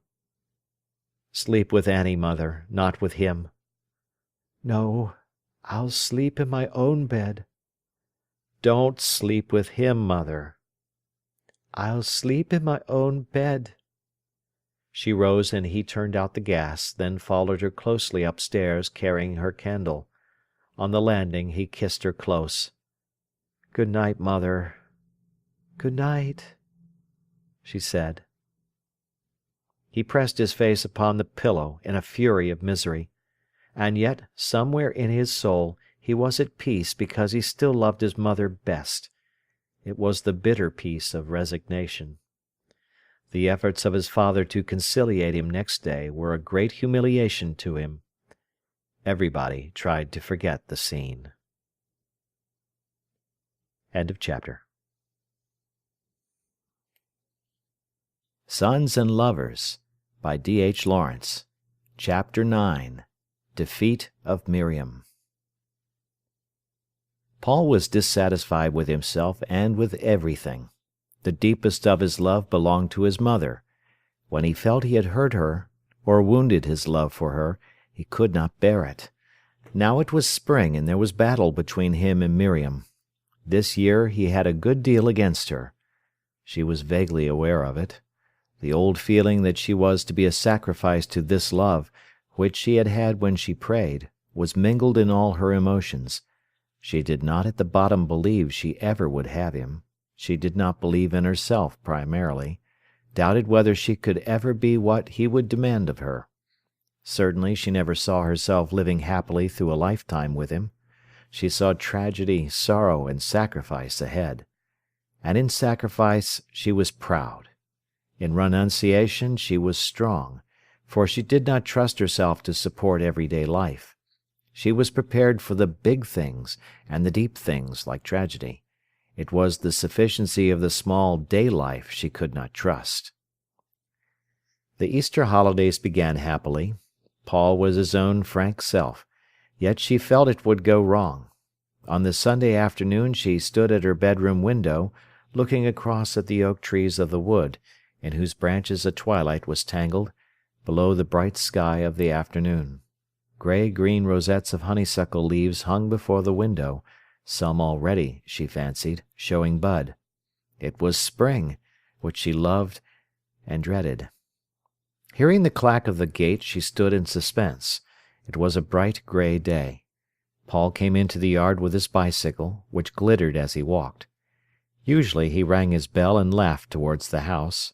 Today he walked with shut lips and cold, cruel bearing that had something of a slouch and a sneer in it. She knew him well by now, and could tell from that keen-looking, aloof young body of his what was happening inside him. There was a cold correctness in the way he put his bicycle in its place that made her heart sink. She came downstairs nervously. She was wearing a new net blouse that she thought became her. It had a high collar with a tiny ruff, reminding her of Mary, Queen of Scots, and making her, she thought, look wonderfully a woman and dignified. At 20 she was full-breasted and luxuriously formed. Her face was still like a soft, rich mask, unchangeable. But her eyes, once lifted, were wonderful. She was afraid of him. He would notice her new blouse. He, being in a hard, ironical mood, was entertaining the family to a description of a service given in the primitive Methodist chapel, conducted by one of the well-known preachers of the sect. He sat at the head of the table, his mobile face, with the eyes that could be so beautiful, shining with tenderness or dancing with laughter, now taking on one expression and then another, in imitation of various people he was mocking. His mockery always hurt her. It was too near the reality. He was too clever and cruel. She felt that when his eyes were like this, hard with mocking hate, he would spare neither himself nor anybody else. But Mrs. Livers was wiping her eyes with laughter, and Mr. Livers, just awake from his Sunday nap, was rubbing his head in amusement. The three brothers sat with ruffled, sleepy appearance in their shirt-sleeves, giving a guffaw from time to time. The whole family loved to take off more than anything. He took no notice of Miriam. Later, she saw him remark her new blouse, saw that the artist approved, but it won from him not a spark of warmth. She was nervous, could hardly reach the teacups from the shelves. When the men went out to milk, she ventured to address him personally. "You were late," she said. "Was I?" he answered. There was silence for a while. "Was it rough riding?" she asked. "I didn't notice it." She continued quickly to lay the table. When she had finished, "Tea won't be for a few minutes. Will you come and look at the daffodils?" she said. He rose without answering. They went out into the back garden under the budding damson trees. The hills and the sky were clean and cold. Everything looked washed, rather hard. Miriam glanced at Paul. He was pale and impassive. It seemed cruel to her that his eyes and brows, which she loved, could look so hurting. "Has the wind made you tired?" she asked. She detected an underneath feeling of weariness about him. "No, I think not," he answered. "It must be rough on the road. The wood moans so." "You can see by the clouds it's a southwest wind. That helps me here." "You see, I don't cycle, so I don't understand," she murmured. "Is there need to cycle to know that?" he said. She thought his sarcasms were unnecessary.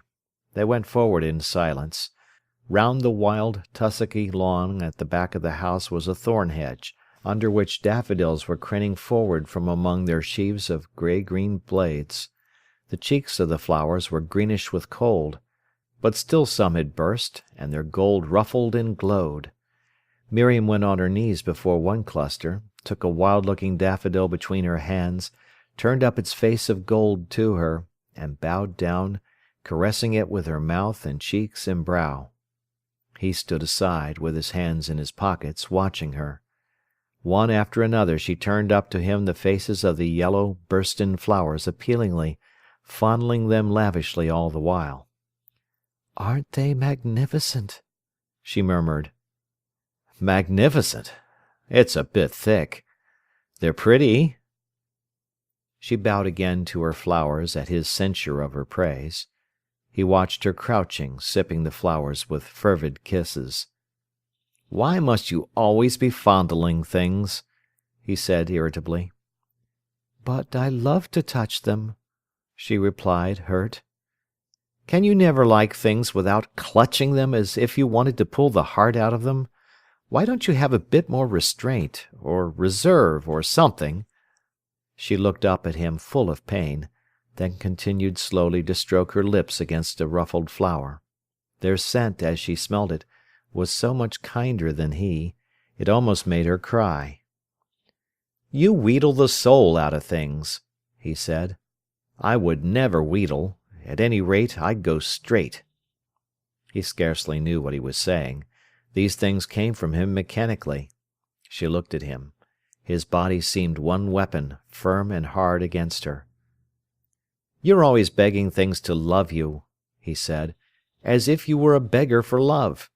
Even the flowers, you have to fawn on them." Rhythmically, Miriam was swaying and stroking the flower with her mouth, inhaling the scent which ever after made her shudder as it came to her nostrils. "You don't want to love. Your eternal and abnormal craving is to be loved. You aren't positive, you're negative. You absorb, as if you must fill yourself up with love, because you've got a shortage somewhere." She was stunned by his cruelty, and did not hear. He had not the faintest notion of what he was saying. It was as if his fretted, tortured soul, run hot by thwarted passion, jetted off these sayings like sparks from electricity. She did not grasp anything he said. She only sat crouched beneath his cruelty and his hatred of her. She never realized in a flash. Over everything she brooded and brooded. After tea he stayed with Edgar and the brothers, taking no notice of Miriam. She, extremely unhappy on this looked-for holiday, waited for him. And at last he yielded and came to her. She was determined to track this mood of his to its origin. She counted it not much more than a mood. "Shall we go through the wood a little way?" she asked him, knowing he never refused a direct request. They went down to the warren. On the middle path they passed a trap, a narrow horseshoe hedge of small fir boughs, baited with the guts of a rabbit. Paul glanced at it, frowning. She caught his eye. "Isn't it dreadful?" she asked. "I don't know. Is it worse than a weasel with its teeth in a rabbit's throat? One weasel or many rabbits, one or the other must go." He was taking the bitterness of life badly. She was rather sorry for him. "We will go back to the house," he said. "I don't want to walk out." They went past the lilac tree, whose bronze leaf buds were coming unfastened. Just a fragment remained of the haystack, a monument squared and brown, like a pillar of stone. There was a little bed of hay from the last cutting. "Let us sit here a minute," said Miriam. He sat down against his will, resting his back against the hard wall of hay. They faced the amphitheatre of round hills that glowed with sunset, tiny white farms standing out, the meadows golden, the woods dark and yet luminous, tree-tops folded over tree-tops, distinct in the distance. The evening had cleared, and the east was tender with a magenta flush under which the land lay still and rich. "Isn't it beautiful?" she pleaded. But he only scowled. He would rather have had it ugly just then. At that moment a big bull-terrier came rushing up, open-mouthed, pranced his two paws on the youth's shoulders, licking his face. Paul drew back laughing. Bill was a great relief to him. He pushed the dog aside, but it came leaping back. "Get out," said the lad, "or I'll dot thee one." But the dog was not to be pushed away. So Paul had a little battle with the creature, pitching poor Bill away from him, who, however, only floundered tumultuously back again, wild with joy. The two fought together, the man laughing grudgingly, the dog grinning all over. Miriam watched them. There was something pathetic about the man. He wanted so badly to love, to be tender. The rough way he bowled the dog over was really loving. Bill got up, panting with happiness, his brown eyes rolling in his white face, and lumbered back again. He adored Paul. The lad frowned. "Bill, I've had enough of thee," he said. But the dog only stood with two heavy paws that quivered with love upon his thigh, and flickered a red tongue at him. He drew back. "No," he said. "No, I've had enough." And in a minute the dog trotted off happily to vary the fun. He remained staring miserably across at the hills, whose still beauty he begrudged. He wanted to go and cycle with Edgar, yet he had not the courage to leave Miriam. "Why are you sad?" she asked humbly. "I'm not sad. Why should I be?" he answered. "I'm only normal." She wondered why he always claimed to be normal when he was disagreeable. "But what is the matter?" she pleaded, coaxing him soothingly. "Nothing." "Nay," she murmured. He picked up a stick and began to stab the earth with it. "You'd far better not talk," he said. "But I wish to know," she replied. He laughed resentfully. "You always do," he said. "It's not fair to me," she murmured. He thrust at the ground with the pointed stick, digging up little clods of earth as if he were in a fever of irritation. She gently and firmly laid her hand on his wrist. "Don't," she said. "Put it away." He flung the stick into the currant bushes and leaned back. Now he was bottled up. "What is it?" she pleaded softly. He lay perfectly still, only his eyes alive, and they full of torment. "You know," he said at length, rather wearily, "you know, we'd better break off." It was what she dreaded. Swiftly everything seemed to darken before her eyes. "Why?" she murmured. "What has happened?" "Nothing has happened. We only realize where we are. It's no good." She waited in silence, sadly, patiently. It was no good being impatient with him. At any rate, he would tell her now what ailed him. "We agreed on friendship," he went on in a dull, monotonous voice. "How often have we agreed for friendship? And yet it neither stops there nor gets anywhere else." He was silent again. She brooded. What did he mean? He was so wearying. There was something he would not yield. Yet she must be patient with him. "I can only give friendship. It's all I'm capable of. It's a flaw in my make-up. The thing overbalances to one side. I hate a toppling balance. Let us have done." There was warmth of fury in his last phrases. He meant she loved him more than he her. Perhaps he could not love her. Perhaps she had not in herself that which he wanted. It was the deepest motive of her soul, this self-mistrust. It was so deep she dared neither realize nor acknowledge. Perhaps she was deficient. Like an infinitely subtle shame, it kept her always back. If it were so, she would do without him. She would never let herself want him. She would merely see. "But what has happened?" she said. "Nothing. It's all in myself. It only comes out just now. We're always like this towards Easter time." He grovelled so helplessly she pitied him. At least she never floundered in such a pitiable way. After all, it was he who was chiefly humiliated. "What do you want?" she asked him. "Why, I mustn't come often, that's all. Why should I monopolize you when I'm not? You see, I'm deficient in something with regard to you." He was telling her he did not love her, and so ought to leave her a chance with another man.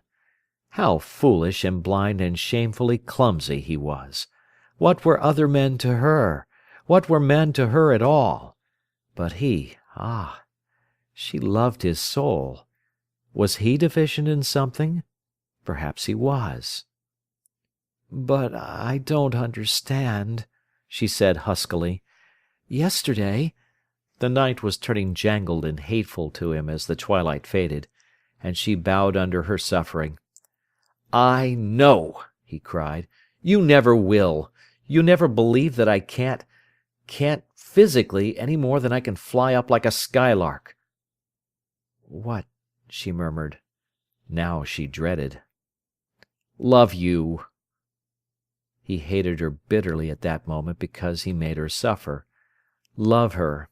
She knew he loved her. He really belonged to her.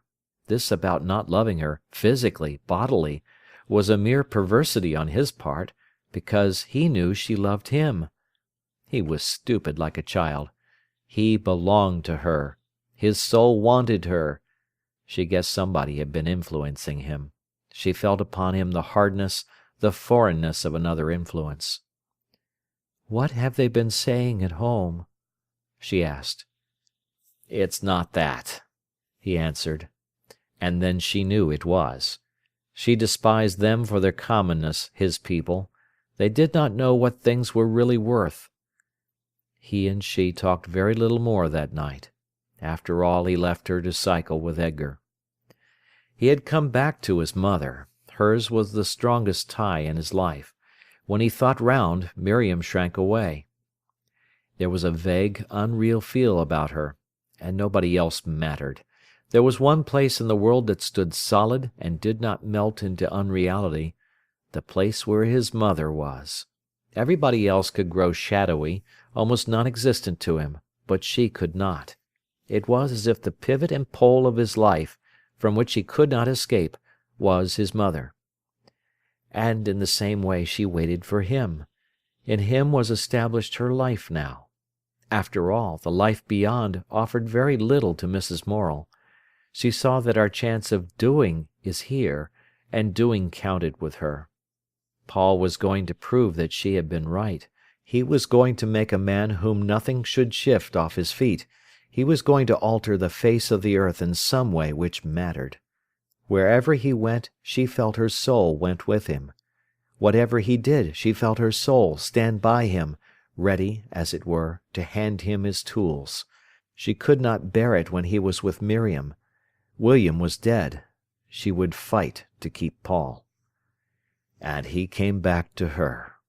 And in his soul was a feeling of the satisfaction of self-sacrifice because he was faithful to her. She loved him first. He loved her first. And yet it was not enough. His new young life, so strong and imperious, was urged towards something else. It made him mad with restlessness. She saw this, and wished bitterly that Miriam had been a woman who would take this new life of his and leave her the roots. He fought against his mother almost as he fought against Miriam. It was a week before he went again to Willey Farm. Miriam had suffered a great deal, and was afraid to see him again. Was she now to endure the ignominy of his abandoning her? That would be only superficial and temporary. He would come back. She held the keys to his soul. But meanwhile, how he would torture her with his battle against her! She shrank from it. However, the Sunday after Easter he came to tea. Mrs. Leivers was glad to see him. She gathered something was fretting him, that he found things hard. He seemed to drift to her for comfort. And she was good to him. She did him that great kindness of treating him almost with reverence. He met her with the young children in the front garden. "I'm glad you've come," said the mother, looking at him with her great appealing brown eyes. "It is such a sunny day. I was just going down the fields for the first time this year." He felt she would like him to come. That soothed him. They went, talking simply, he gentle and humble. He could have wept with gratitude that she was deferential to him. He was feeling humiliated. At the bottom of the Mao close they found a thrush's nest. "Shall I show you the eggs?" he said. "Do," replied Mrs. Leivers. "They seem such a sign of spring, and so hopeful." He put aside the thorns and took out the eggs, holding them in the palm of his hand. "They are quite hot. I think we frightened her off them," he said. "Ay, poor thing," said Mrs. Leivers. Miriam could not help touching the eggs, and his hand which, it seemed to her, cradled them so well. "Isn't it a strange warmth?" she murmured to get near him. "Blood heat," he answered. She watched him putting them back, his body pressed against the hedge, his arm reaching slowly through the thorns, his hand folded carefully over the eggs. He was concentrated on the act. Seeing him so, she loved him. He seemed so simple and sufficient to himself, and she could not get to him. After tea, she stood hesitating at the bookshelf. He took Tartarin de Tarascon. Again they sat on the bank of hay at the foot of the stack. He read a couple of pages, but without any heart for it. Again the dog came racing up to repeat the fun of the other day. He shoved his muzzle in the man's chest. Paul fingered his ear for a moment, then he pushed him away. "Go away, Bill," he said. "I don't want you." Bill slunk off, and Miriam wondered and dreaded what was coming. There was a silence about the youth that made her still with apprehension. It was not his furies, but his quiet resolutions that she feared. Turning his face a little to one side, so that she could not see him, he began, speaking slowly and painfully. "Do you think, if I didn't come up so much, you might get to like somebody else? Another man?" So this was what he was still harping on. "But I don't know any other men. Why do you ask?" she replied in a low tone that should have been a reproach to him.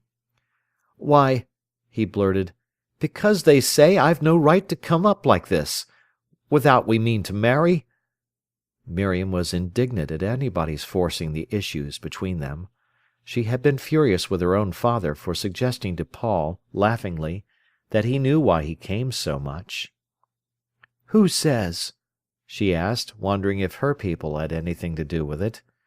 They had not. "Mother, and the others.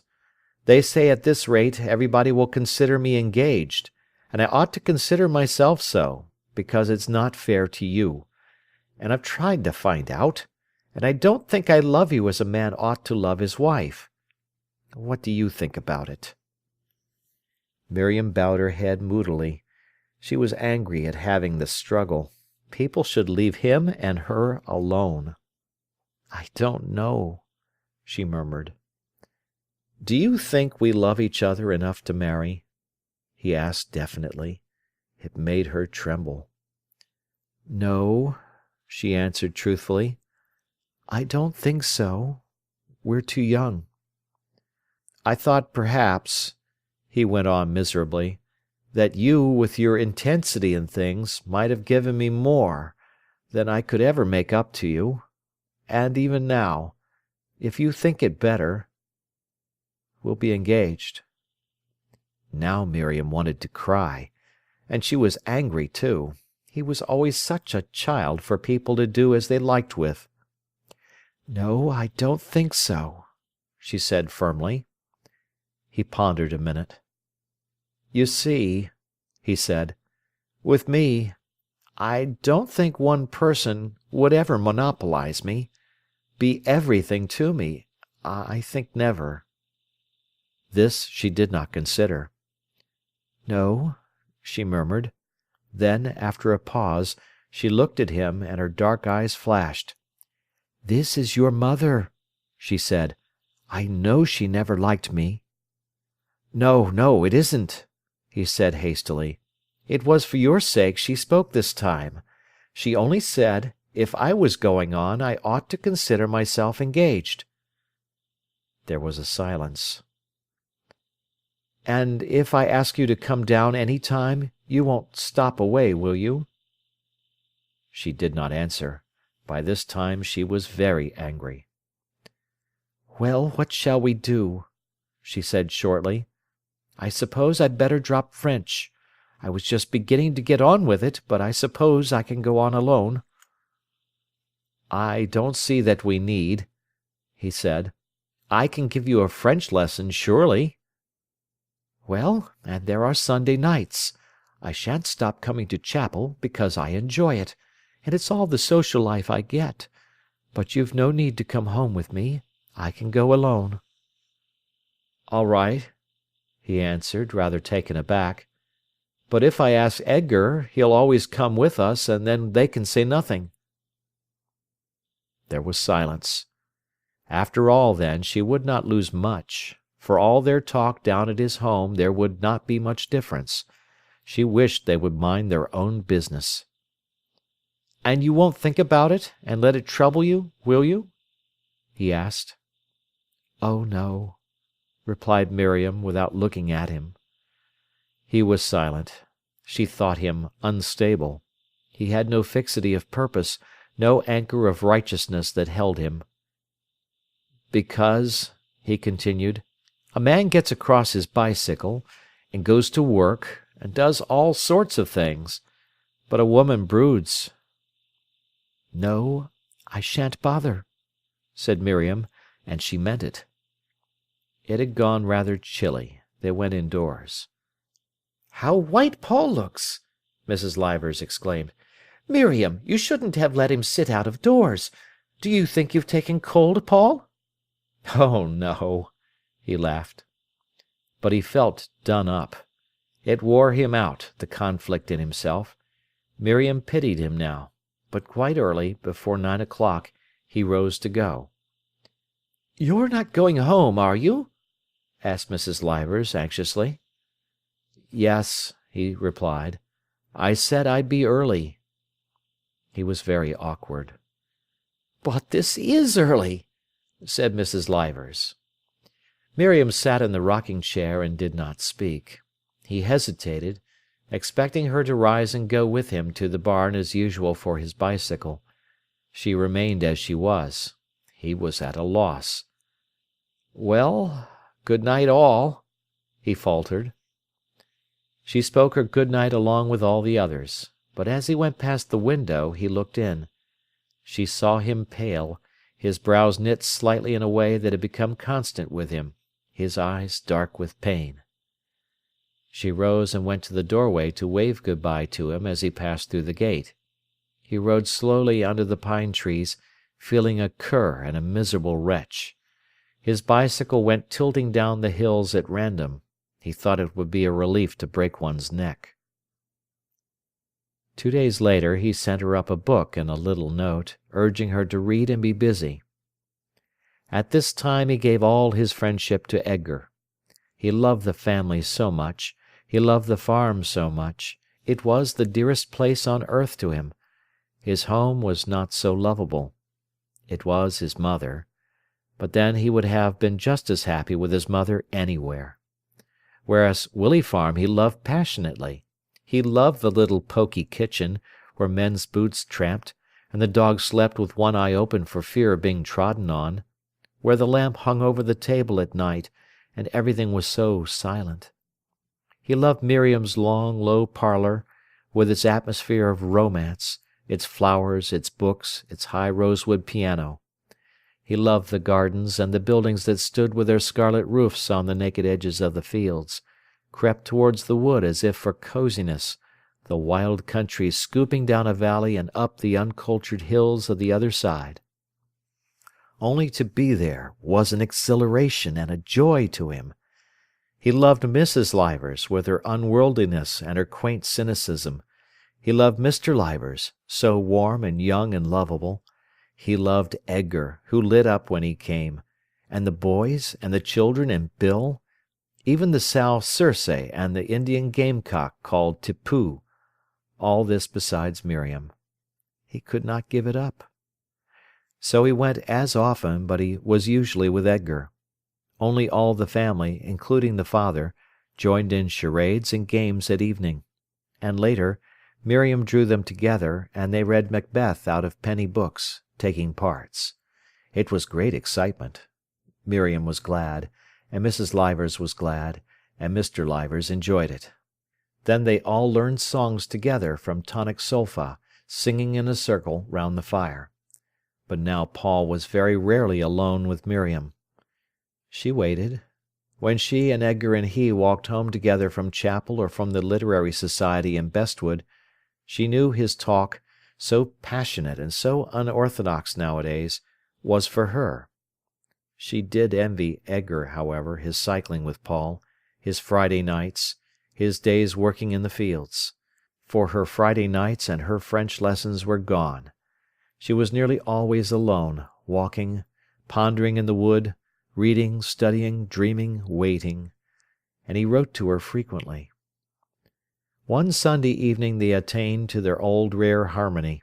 Edgar had stayed to communion, he wondered what it was like, with Mrs. Morel. So Paul came on alone with Miriam to his home.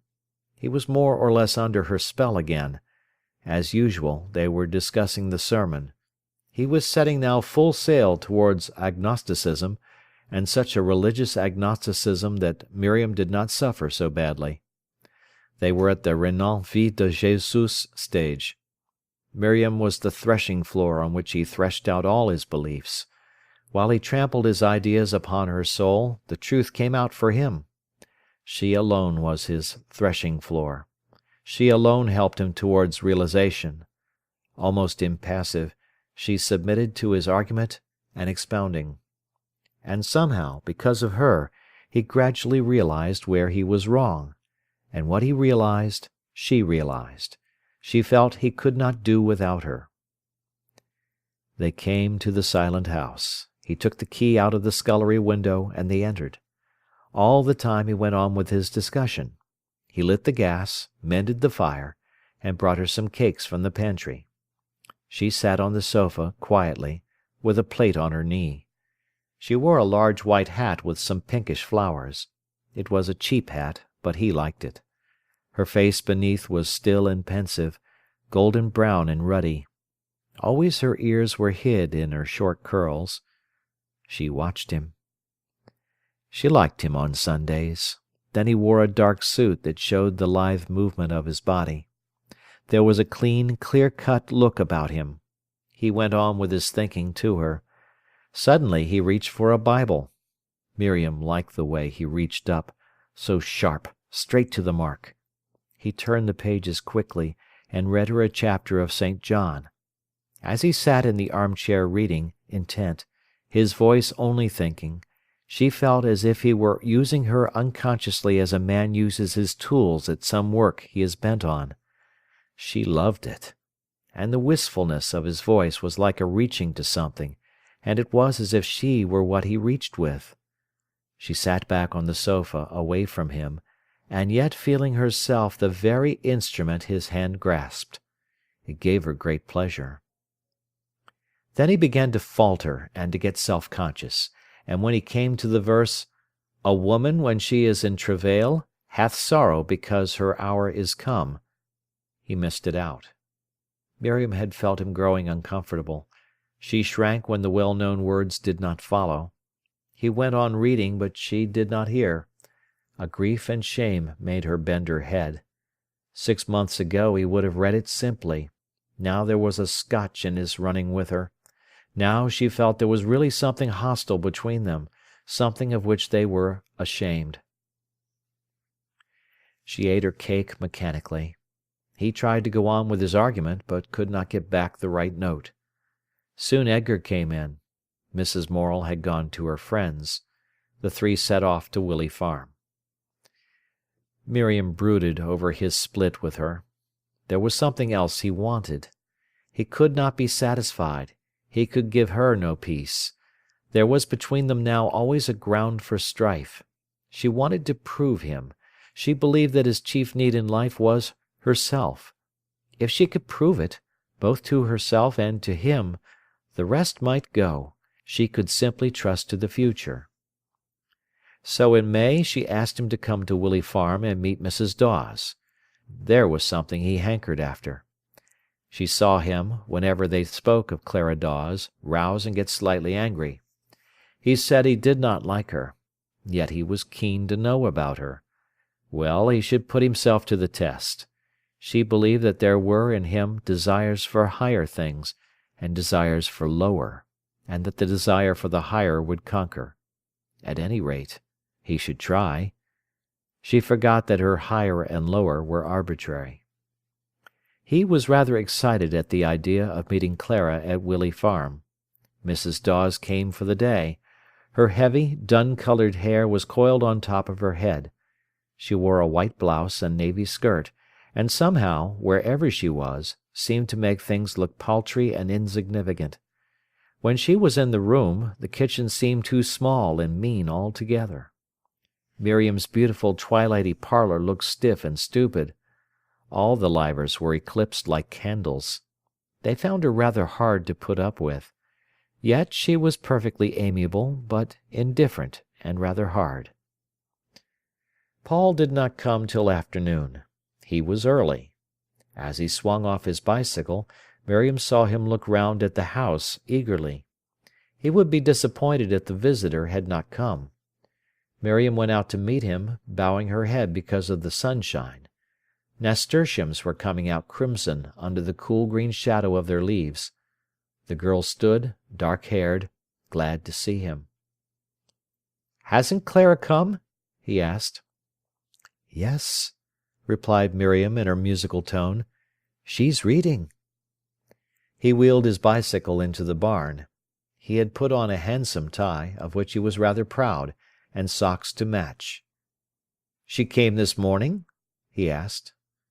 "Yes," replied Miriam as she walked at his side. "You said you'd bring me that letter from the man at Liberty's. Have you remembered?"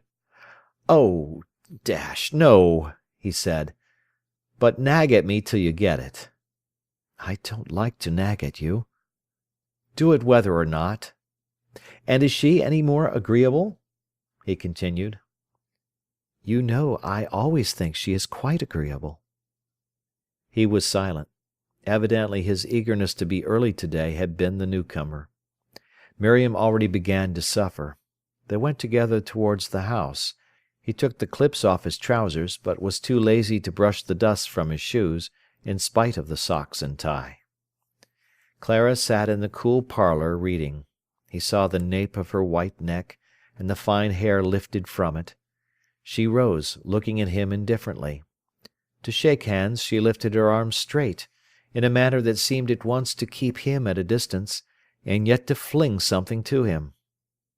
He noticed how her breasts swelled inside her blouse, and how her shoulder curved handsomely under the thin muslin at the top of her arm. "You have chosen a fine day," he said. "It happens so," she said. "Yes," he said, "I'm glad."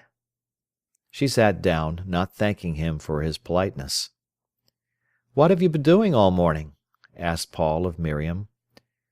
"Well, you see," said Miriam, coughing huskily, "Clara only came with father, and so she's not been here very long."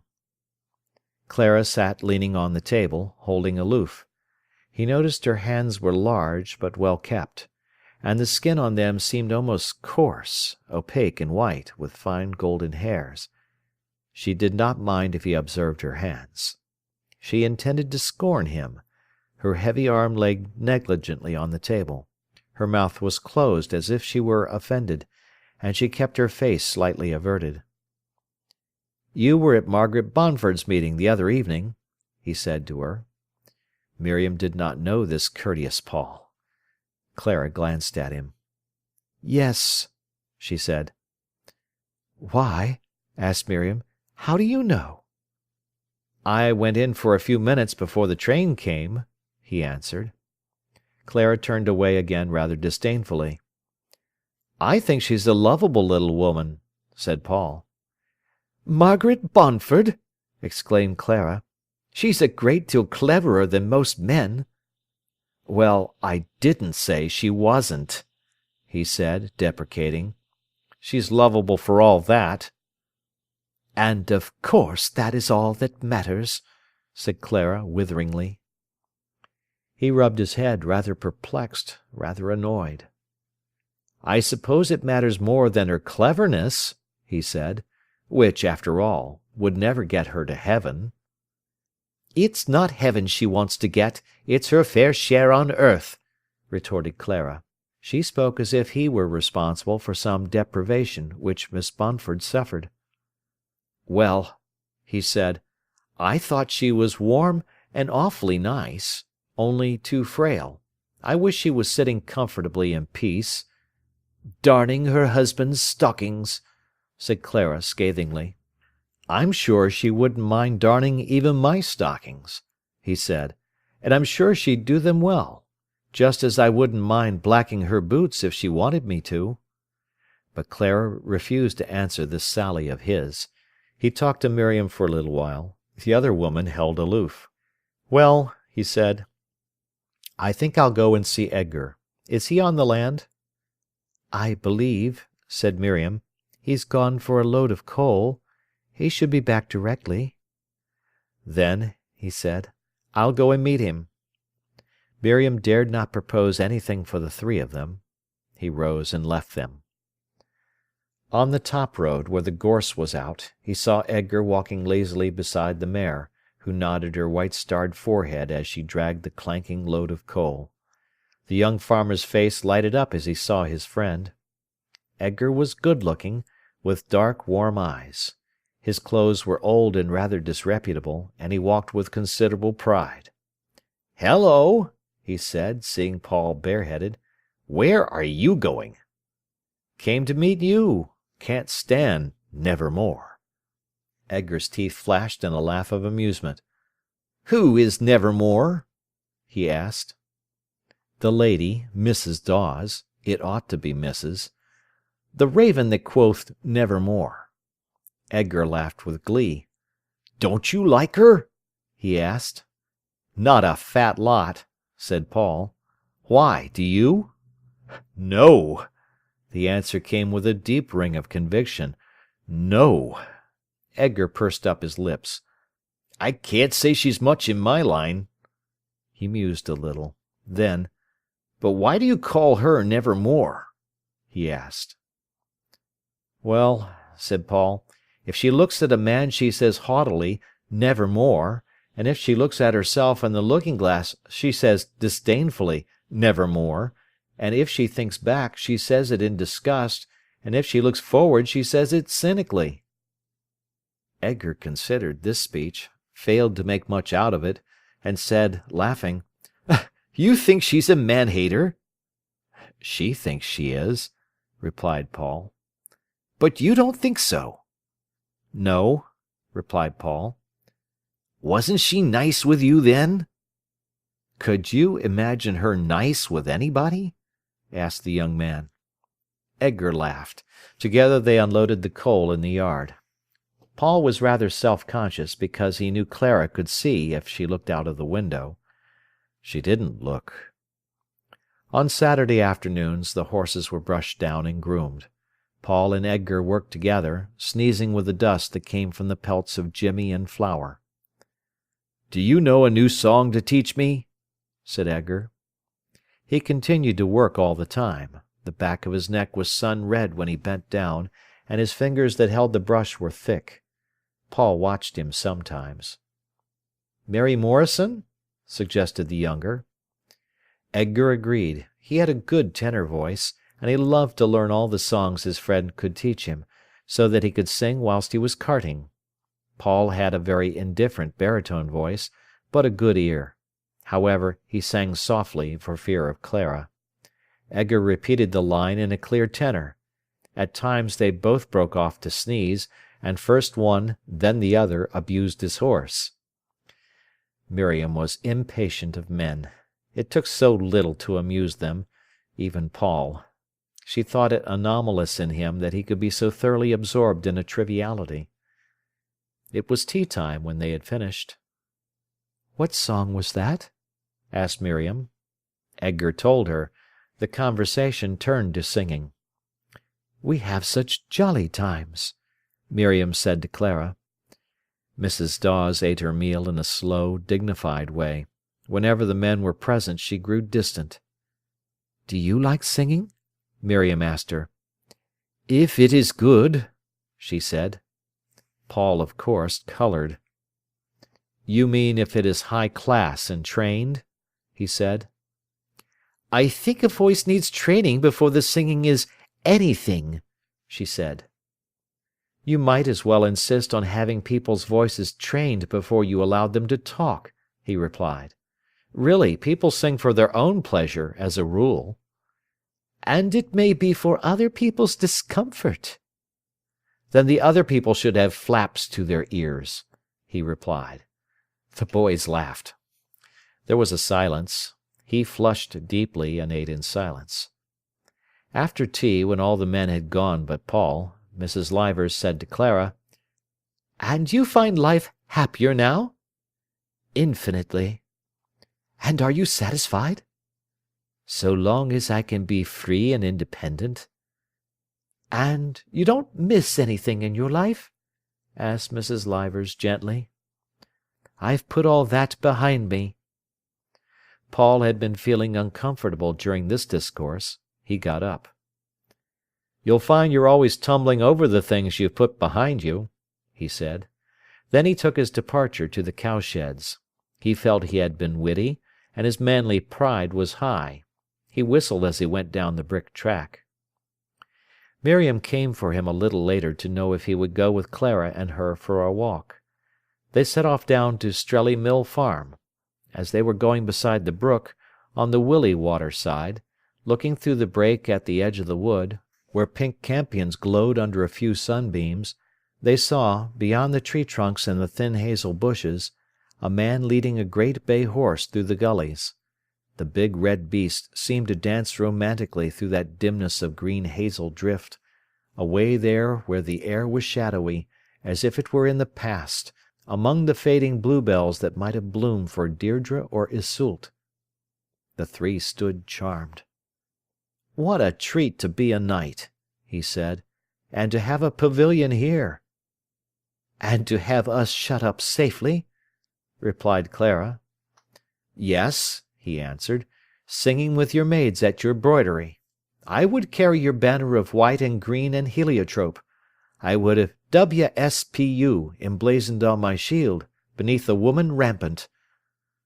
"I have no doubt," said Clara, "that you would much rather fight for a woman than let her fight for herself." "I would. When she fights for herself she seems like a dog before a looking-glass, gone into a mad fury with its own shadow. "And you are the looking-glass?" she asked, with a curl of the lip. "Or the shadow," he replied. "I am afraid," she said, "that you are too clever." "Well, I leave it to you to be good," he retorted, laughing. "Be good, sweet maid, and just let me be clever." But Clara wearied of his flippancy. Suddenly, looking at her, he saw that the upward lifting of her face was misery and not scorn. His heart grew tender for everybody. He turned and was gentle with Miriam, whom he had neglected till then. End of the first part of Chapter 9. Sons and Lovers by D.H. Lawrence. Chapter 9, Part 2. At the wood's edge they met Lim, a thin, swarthy man of 40, tenant of Strelley Mill, which he ran as a cattle-raising farm. He held the halter of the powerful stallion indifferently, as if he were tired. The three stood to let him pass over the stepping-stones of the first brook. Paul admired that so large an animal should walk on such springy toes, with an endless excess of vigour. Lim pulled up before them.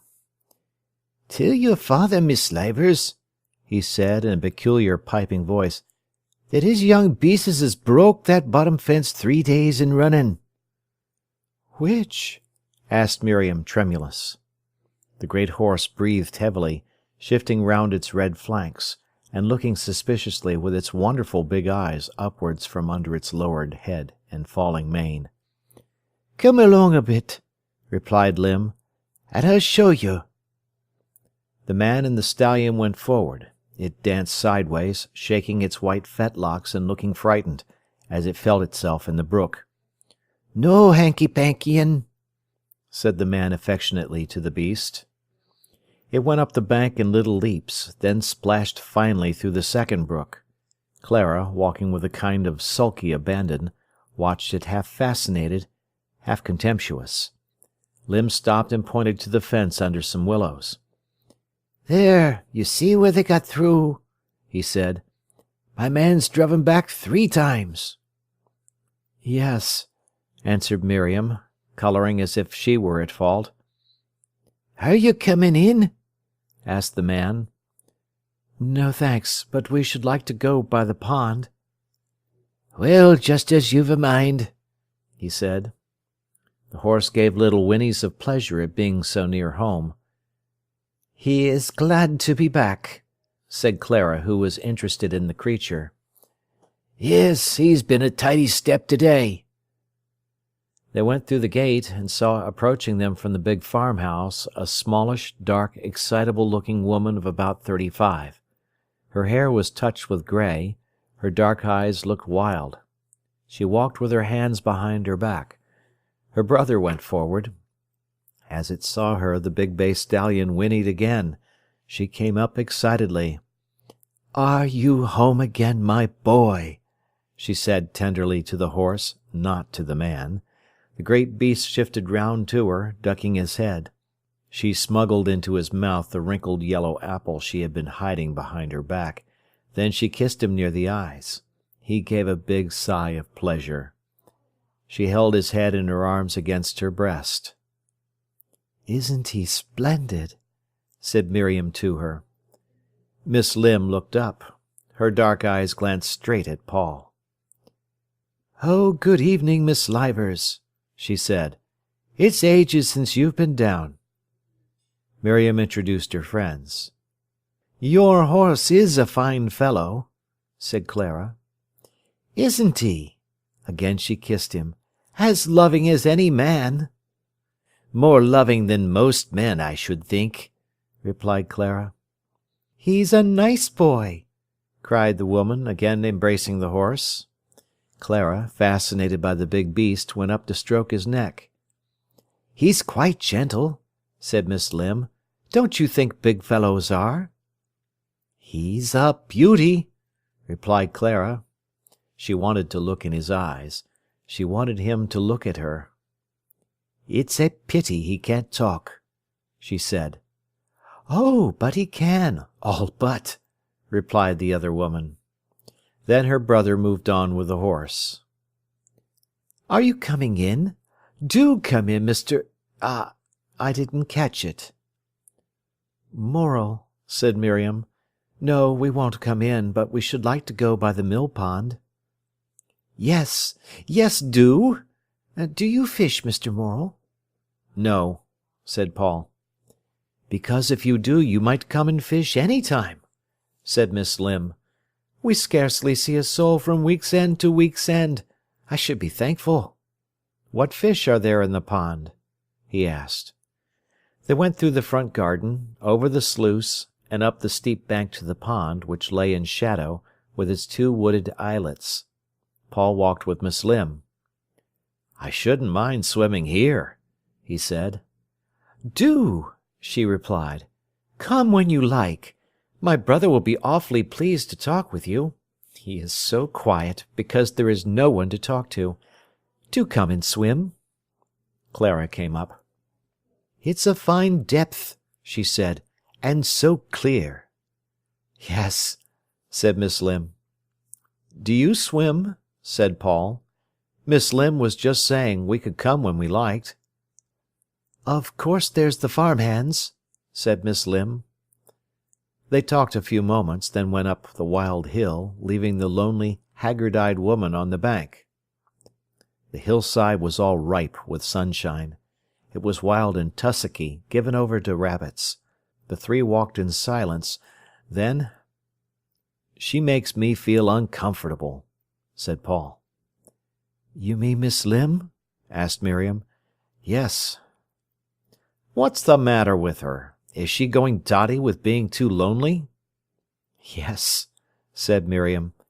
"It's not the right sort of life for her. I think it's cruel to bury her there. I really ought to go and see her more, but she upsets me." "She makes me feel sorry for her.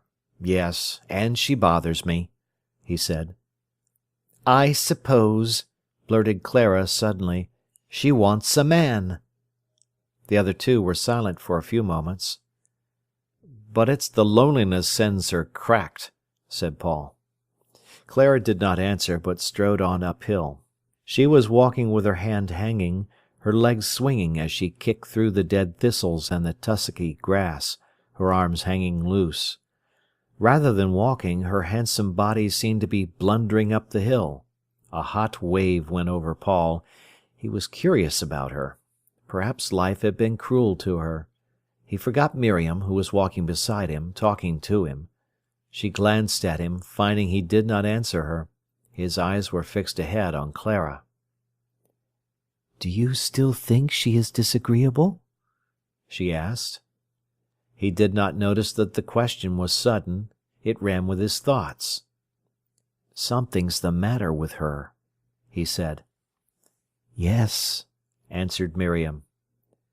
They found at the top of the hill a hidden wild field, two sides of which were backed by the wood, the other sides by high loose hedges of hawthorn and elder bushes. Between these overgrown bushes were gaps that the cattle might have walked through had there been any cattle now. There the turf was smooth as velveteen, padded and holed by the rabbits. The field itself was coarse, and crowded with tall, big cowslips that had never been cut. Clusters of strong flowers rose everywhere above the coarse tussocks of bent. It was like a roadstead crowded with tan, fairy shipping. "Ah!" cried Miriam, and she looked at Paul, her dark eyes dilating. He smiled. Together they enjoyed the field of flowers. Clara, a little way off, was looking at the cowslips disconsolately. Paul and Miriam stayed close together, talking in subdued tones. He kneeled on one knee, quickly gathering the best blossoms, moving from tuft to tuft restlessly, talking softly all the time. Miriam plucked the flowers lovingly, lingering over them. He always seemed to her too quick and almost scientific. Yet his bunches had a natural beauty more than hers. He loved them, but as if they were his and he had a right to them. She had more reverence for them. They held something she had not. The flowers were very fresh and sweet. He wanted to drink them. As he gathered them, he ate the little yellow trumpets. Clara was still wandering about disconsolately. Going towards her, he said, "Why don't you get some?" "I don't believe in it. They look better growing." "But you'd like some?" "They want to be left." "I don't believe they do." "I don't want the corpses of flowers about me," she said. "That's a stiff, artificial notion," he said. "They don't die any quicker in water than on their roots. And besides, they look nice in a bowl. They look jolly. And you only call a thing a corpse because it looks corpse-like." "Whether it is one or not?" she argued. "It isn't one to me. A dead flower isn't a corpse of a flower." Clara now ignored him. "And even so, what right have you to pull them?" she asked. "Because I like them and want them. And there's plenty of them." "And that is sufficient?" "Yes. Why not? I'm sure they'd smell nice in your room in Nottingham." "And I should have the pleasure of watching them die." "But then, it does not matter if they do die." Whereupon he left her, and went stooping over the clumps of tangled flowers which thickly sprinkled the field like pale, luminous foam clots. Miriam had come close. Clara was kneeling, breathing some scent from the cowslips. "I think," said Miriam, "if you treat them with reverence, you don't do them any harm. It is the spirit you pluck them in that matters." "Yes," he said. "But no, you get 'em because you want 'em, and that's all." He held out his bunch. Miriam was silent. He picked some more. "Look at these," he continued. "Sturdy and lusty like little trees and like boys with fat legs." Clara's hat lay on the grass not far off. She was kneeling, bending forward still to smell the flowers. Her neck gave him a sharp pang, such a beautiful thing, yet not proud of itself just now. Her breasts swung slightly in her blouse. The arching curve of her back was beautiful and strong. She wore no stays. Suddenly, without knowing, he was scattering a handful of cowslips over her hair and neck, saying, "Ashes to ashes and dust to dust. If the Lord won't have you, the devil must." The chill flowers fell on her neck. She looked up at him with almost pitiful, scared grey eyes, wondering what he was doing. Flowers fell on her face, and she shut her eyes. Suddenly, standing there above her, he felt awkward. "I thought you wanted a funeral," he said, ill at ease. Clara laughed strangely and rose, picking the cowslips from her hair. She took up her hat and pinned it on. One flower had remained tangled in her hair. He saw, but would not tell her. He gathered up the flowers he had sprinkled over her. At the edge of the wood the bluebells had flowed over into the field and stood there like flood water. But they were fading now. Clara strayed up to them. He wandered after her. The bluebells pleased him. "Look how they've come out of the wood," he said. Then she turned with a flash of warmth and of gratitude. "Yes," she smiled. His blood beat up. "It makes me think of the wild men of the woods, how terrified they would be when they got breast to breast with the open space." "Do you think they were?" she asked. "I wonder which was more frightened among old tribes, those bursting out of their darkness of woods upon all the space of light, or those from the open tiptoeing into the forests." "I should think the second," she answered. "Yes, you do feel like one of the open space sort, trying to force yourself into the dark, don't you?" "How should I know?" she answered queerly. The conversation ended there. The evening was deepening over the earth. Already the valley was full of shadow. One tiny square of light stood opposite at Crossley Bank Farm. Brightness was swimming on the tops of the hills. Miriam came up slowly, her face in her big, loose bunch of flowers, walking ankle-deep through the scattered froth of the cowslips. Beyond her the trees were coming into shape, all shadow. "Shall we go?" she asked. And the three turned away. They were all silent. Going down the path they could see the light of home right across, and on the ridge of the hill a thin dark outline with little lights, where the colliery village touched the sky. "It has been nice, hasn't it?" he asked. Miriam murmured assent. Clara was silent. "Don't you think so?" he persisted. But she walked with her head up and still did not answer. He could tell by the way she moved, as if she didn't care, that she suffered. At this time Paul took his mother to Lincoln. She was bright and enthusiastic as ever, but as he sat opposite her in the railway carriage, she seemed to look frail. He had a momentary sensation as if she were slipping away from him. Then he wanted to get hold of her, to fasten her, almost to chain her. He felt he must keep hold of her with his hand. They drew near to the city. Both were at the window looking for the cathedral. "There she is, mother!" he cried. They saw the great cathedral laying couchant above the plain. "Ah!" she exclaimed. "So she is!" He looked at his mother. Her blue eyes were watching the cathedral quietly. She seemed again to be beyond him. Something in the eternal repose of the uplifted cathedral, blue and noble against the sky, was reflected in her, something of the fatality. What was, was. With all his young will he could not alter it. He saw her face, the skin still fresh and pink and downy, but crow's feet near her eyes, her eyelids steady, sinking a little, her mouth always closed with disillusion, and there was on her the same eternal look, as if she knew fate at last. He beat against it with all the strength of his soul. "Look, mother, how big she is above the town!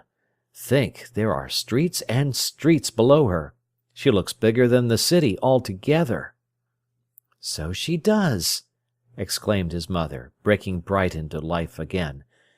But he had seen her sitting, looking steady out of the window at the cathedral, her face and eyes fixed, reflecting the relentlessness of life. And the crow's feet near her eyes, and her mouth shut so hard, made him feel he would go mad. They ate a meal that she considered wildly extravagant. "Don't imagine I like it," she said, as she ate her cutlet. "I don't like it. I really don't. Just think of your money wasted." "You never mind my money," he said. "You forget I'm a fellow taking his girl for an outing." And he bought her some blue violets. "Stop it at once, sir," she commanded. "How can I do it?" "You've got nothing to do. Stand still." And in the middle of High Street he stuck the flowers in her coat. "An old thing like me," she said, sniffing.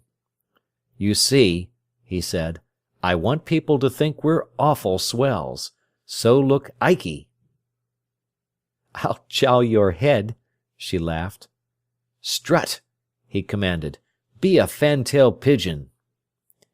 It took him an hour to get her through the street. She stood above Glory Hole, she stood before Stone Bow, she stood everywhere, and exclaimed.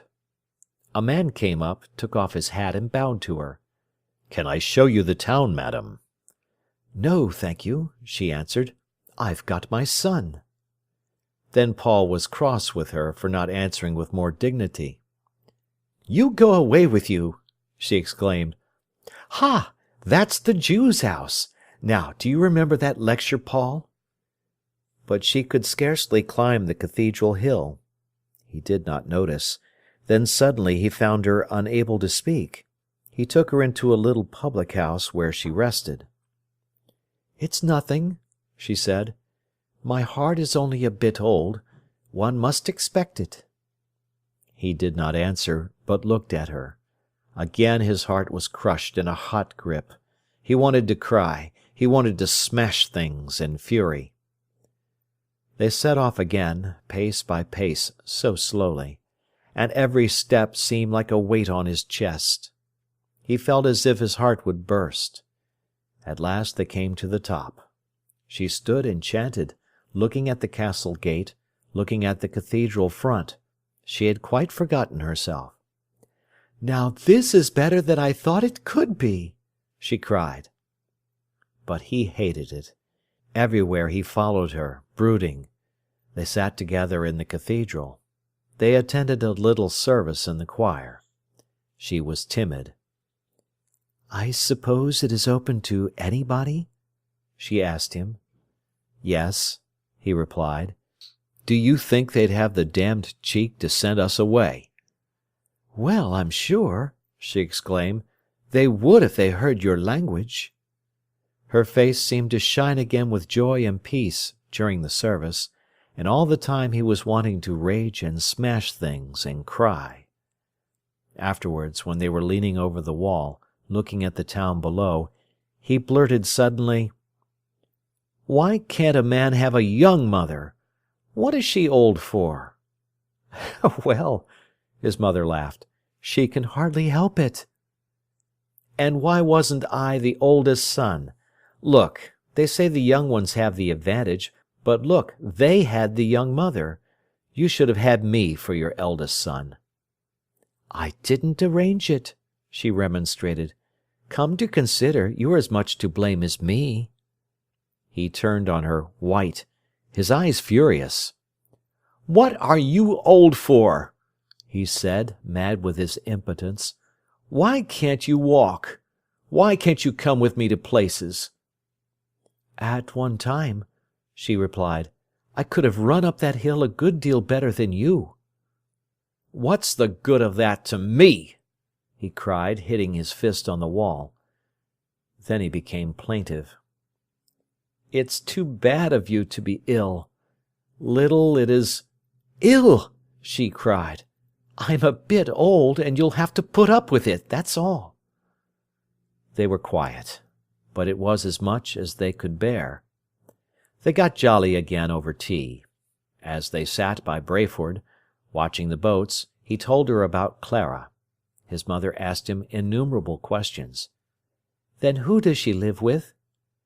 "With her mother on Bluebell Hill." "And have they enough to keep them?" "I don't think so. I think they do lacework." "And wherein lies her charm, my boy?" "I don't know that she's charming, mother, but she's nice. And she seems straight, you know, not a bit deep, not a bit." "But she's a good deal older than you." "She's 30. I'm going on 23. "You haven't told me what you like her for." "Because I don't know. A sort of defiant way she's got. A sort of angry way." Mrs. Morel considered. She would have been glad now for her son to fall in love with some woman who would. She did not know what. But he fretted so, got so furious suddenly, and again was melancholic. She wished he knew some nice woman. She did not know what she wished, but left it vague. At any rate, she was not hostile to the idea of Clara. Annie, too, was getting married. Leonard had gone away to work in Birmingham. One week-end when he was home, she had said to him, "You don't look very well, my lad." "I don't know," he said. "I feel anyhow or nohow, ma." He called her ma already in his boyish fashion. "Are you sure they're good lodgings?" she asked. "Yes, yes.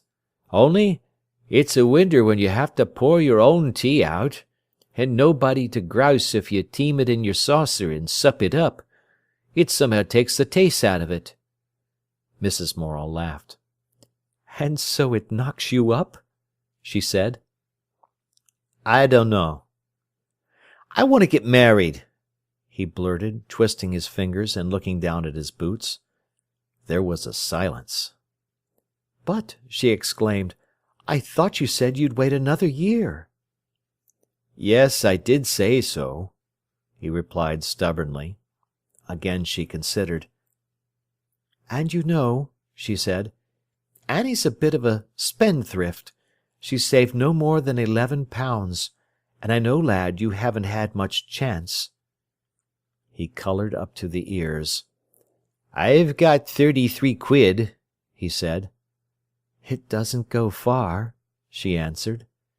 He said nothing, but twisted his fingers. "And you know," she said, "I've nothing." "I didn't want ma," he cried, very red, suffering and remonstrating. "No, my lad, I know. I was only wishing I had. And take away £5 for the wedding and things, it leaves £29. You won't do much on that." He twisted still, impotent, stubborn, not looking up. "But do you really want to get married?" she asked. "Do you feel as if you ought?" He gave her one straight look from his blue eyes. "Yes," he said. "Then," she replied, "we must all do the best we can for it, lad." The next time he looked up there were tears in his eyes. "I don't want Annie to feel handicapped," he said, struggling.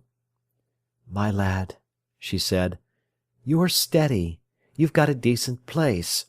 If a man had needed me, I'd have married him on his last week's wages. She may find it a bit hard to start humbly. Young girls are like that. They look forward to the fine home they think they'll have. But I had expensive furniture. It's not everything." So the wedding took place almost immediately. Arthur came home and was splendid in uniform. Annie looked nice in a dove-grey dress that she could take for Sundays. Morel called her a fool for getting married, and was cool with his son-in-law. Mrs. Morel had white tips in her bonnet, and some white on her blouse, and was teased by both her sons for fancying herself so grand. Leonard was jolly and cordial, and felt a fearful fool. Paul could not quite see what Annie wanted to get married for. He was fond of her, and she of him. Still, he hoped rather lugubriously that it would turn out all right. Arthur was astonishingly handsome in his scarlet and yellow, and he knew it well, but was secretly ashamed of the uniform. Annie cried her eyes up in the kitchen, on leaving her mother. Mrs. Morel cried a little, then patted her on the back and said, "But don't cry, child, he'll be good to you." Morel stamped and said she was a fool to go and tie herself up. Leonard looked white and overwrought. Mrs. Morel said to him, "I shall trust her to you, my lad, and hold you responsible for her." "You can," he said, nearly dead with the ordeal, and it was all over. When Morel and Arthur were in bed, Paul sat talking, as he often did, with his mother. "You're not sorry she's married, mother, are you?" he asked. "I'm not sorry she's married, but it seems strange that she should go from me. It even seems to me hard that she can prefer to go with her Leonard. That's how mothers are. I know it's silly." "And shall you be miserable about her?" "When I think of my own wedding day," his mother answered, "I can only hope her life will be different." "But you can trust him to be good to her?" "Yes, yes. They say he's not good enough for her, but I say if a man is genuine, as he is, and a girl is fond of him, then it should be all right. He's as good as she." "So you don't mind?" "I would never have let a daughter of mine marry a man I didn't feel to be genuine through and through. And yet there's a gap now she's gone." They were both miserable, and wanted her back again. It seemed to Paul his mother looked lonely, in her new black silk blouse with its bit of white trimming. "At any rate, mother, I shall never marry," he said. "Ay, they all say that, my lad. You've not met the one yet. Only wait a year or two." "But I shan't marry, mother. I shall live with you, and we'll have a servant." "Ay, my lad, it's easy to talk. We'll see when the time comes." "What time? I'm nearly 23. "Yes, you're not one that would marry young, but in 3 years' time—" "I shall be with you just the same." "We'll see, my boy, we'll see." "But you don't want me to marry?"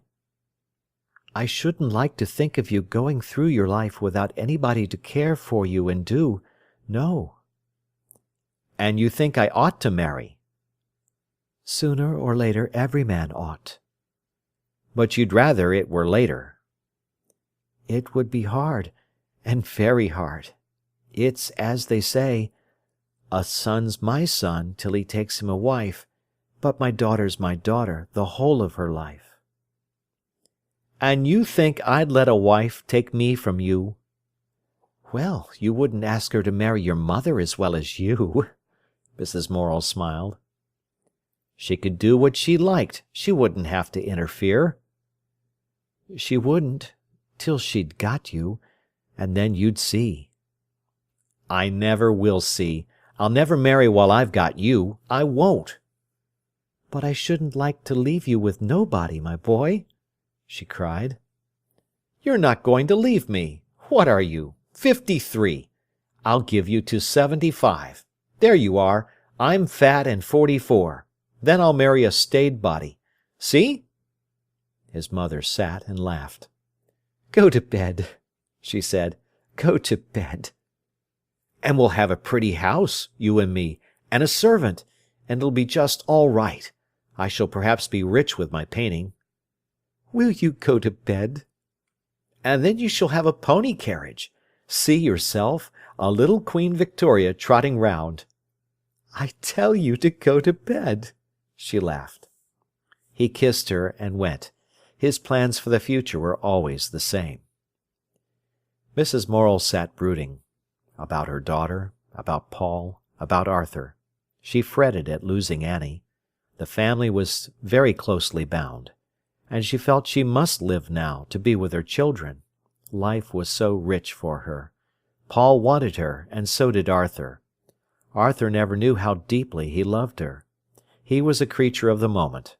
Never yet had he been forced to realize himself. The army had disciplined his body, but not his soul. He was in perfect health and very handsome. His dark, vigorous hair sat close to his smallish head. There was something childish about his nose, something almost girlish about his dark blue eyes. But he had the fun red mouth of a man under his brown moustache, and his jaw was strong. It was his father's mouth. It was the nose and eyes of her own mother's people. Good-looking, weak-principled folk. Mrs. Morel was anxious about him. Once he had really run the rig he was safe, but how far would he go? The army had not really done him any good. He resented bitterly the authority of the officers.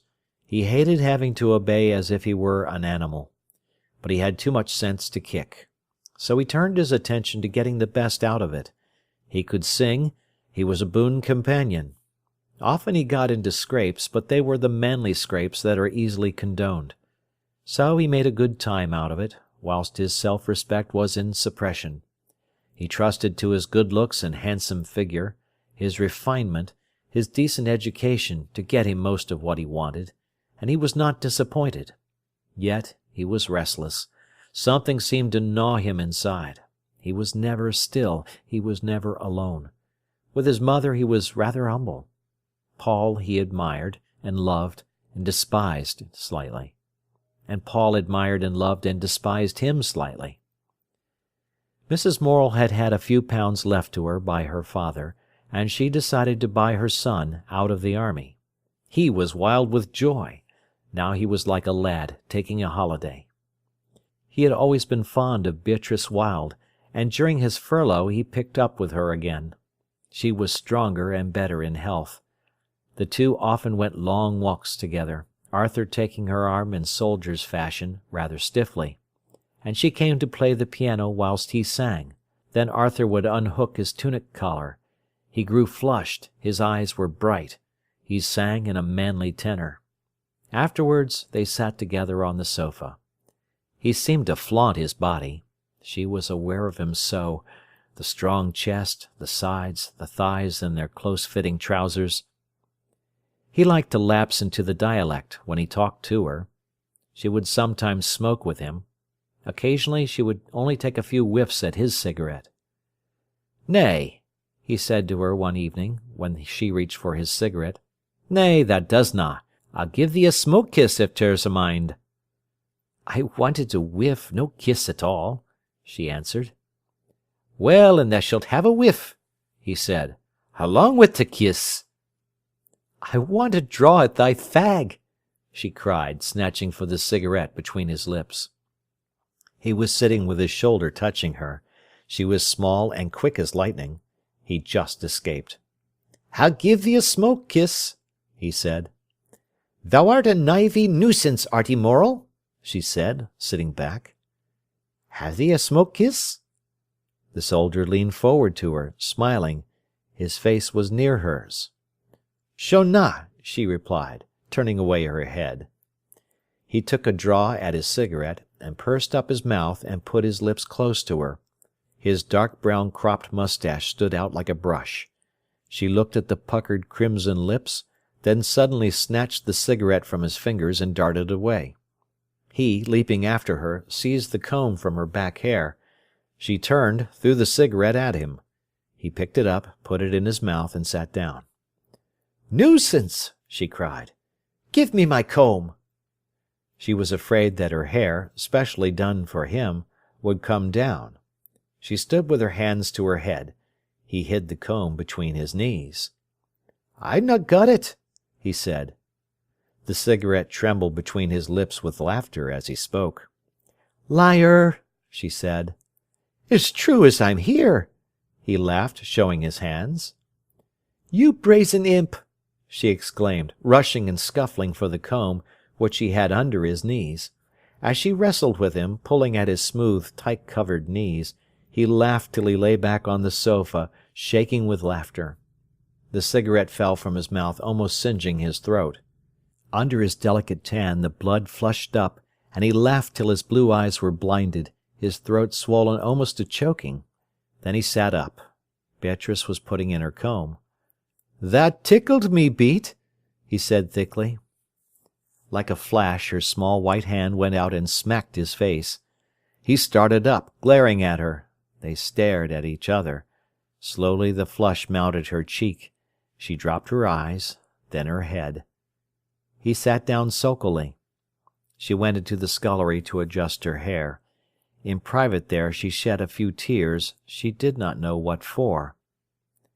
When she returned she was pursed up close, but it was only a film over her fire. He, with ruffled hair, was sulking upon the sofa. She sat down opposite in the armchair, and neither spoke. The clock ticked in silence like blows. "You are a little cat, Beat," he said at length, half apologetically. "Well, you shouldn't be brazen," she replied. There was again a long silence. He whistled to himself like a man much agitated but defiant. Suddenly she went across to him and kissed him. "Did it, poor thing?" she mocked. He lifted his face, smiling curiously. "Kiss?" he invited her. "Daren't I?" she asked. "Go on," he challenged, his mouth lifted to her. Deliberately, and with a peculiar quivering smile that seemed to overspread her whole body, she put her mouth on his. Immediately his arms folded round her. As soon as the long kiss was finished, she drew back her head from him, put her delicate fingers on his neck through the open collar. Then she closed her eyes, giving herself up again in a kiss. She acted of her own free will. What she would do, she did, and made nobody responsible. Paul felt life changing around him. The conditions of youth were gone. Now it was a home of grown-up people. Annie was a married woman. Arthur was following his own pleasure in a way unknown to his folk. For so long they had all lived at home and gone out to pass their time. But now, for Annie and Arthur, life lay outside their mother's house. They came home for holiday and for rest. So there was that strange, half-empty feeling about the house, as if the birds had flown. Paul became more and more unsettled. Annie and Arthur had gone. He was restless to follow. Yet home was for him beside his mother. And still there was something else, something outside, something he wanted. He grew more and more restless. Miriam did not satisfy him. His old mad desire to be with her grew weaker. Sometimes he met Clara in Nottingham, sometimes he went to meetings with her, sometimes he saw her at Willey Farm. But on these last occasions the situation became strained. There was a triangle of antagonism between Paul and Clara and Miriam. With Clara he took on a smart, worldly, mocking tone very antagonistic to Miriam. It did not matter what went before. She might be intimate and sad with him. Then as soon as Clara appeared it all vanished and he played to the newcomer. Miriam had one beautiful evening with him in the hay. He had been on the horse-rake, and having finished, came to help her to put the hay in cocks. Then he talked to her of his hopes and despairs, and his whole soul seemed to lie bare before her. She felt as if she watched the very quivering stuff of life in him. The moon came out. They walked home together.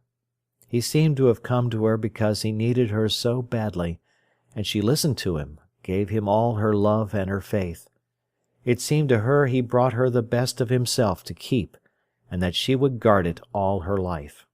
Nay, the sky did not cherish the stars more surely and eternally than she would guard the good in the soul of Paul Morel. She went on home alone, feeling exalted, glad in her faith. And then, the next day, Clara came. They were to have tea in the hayfield.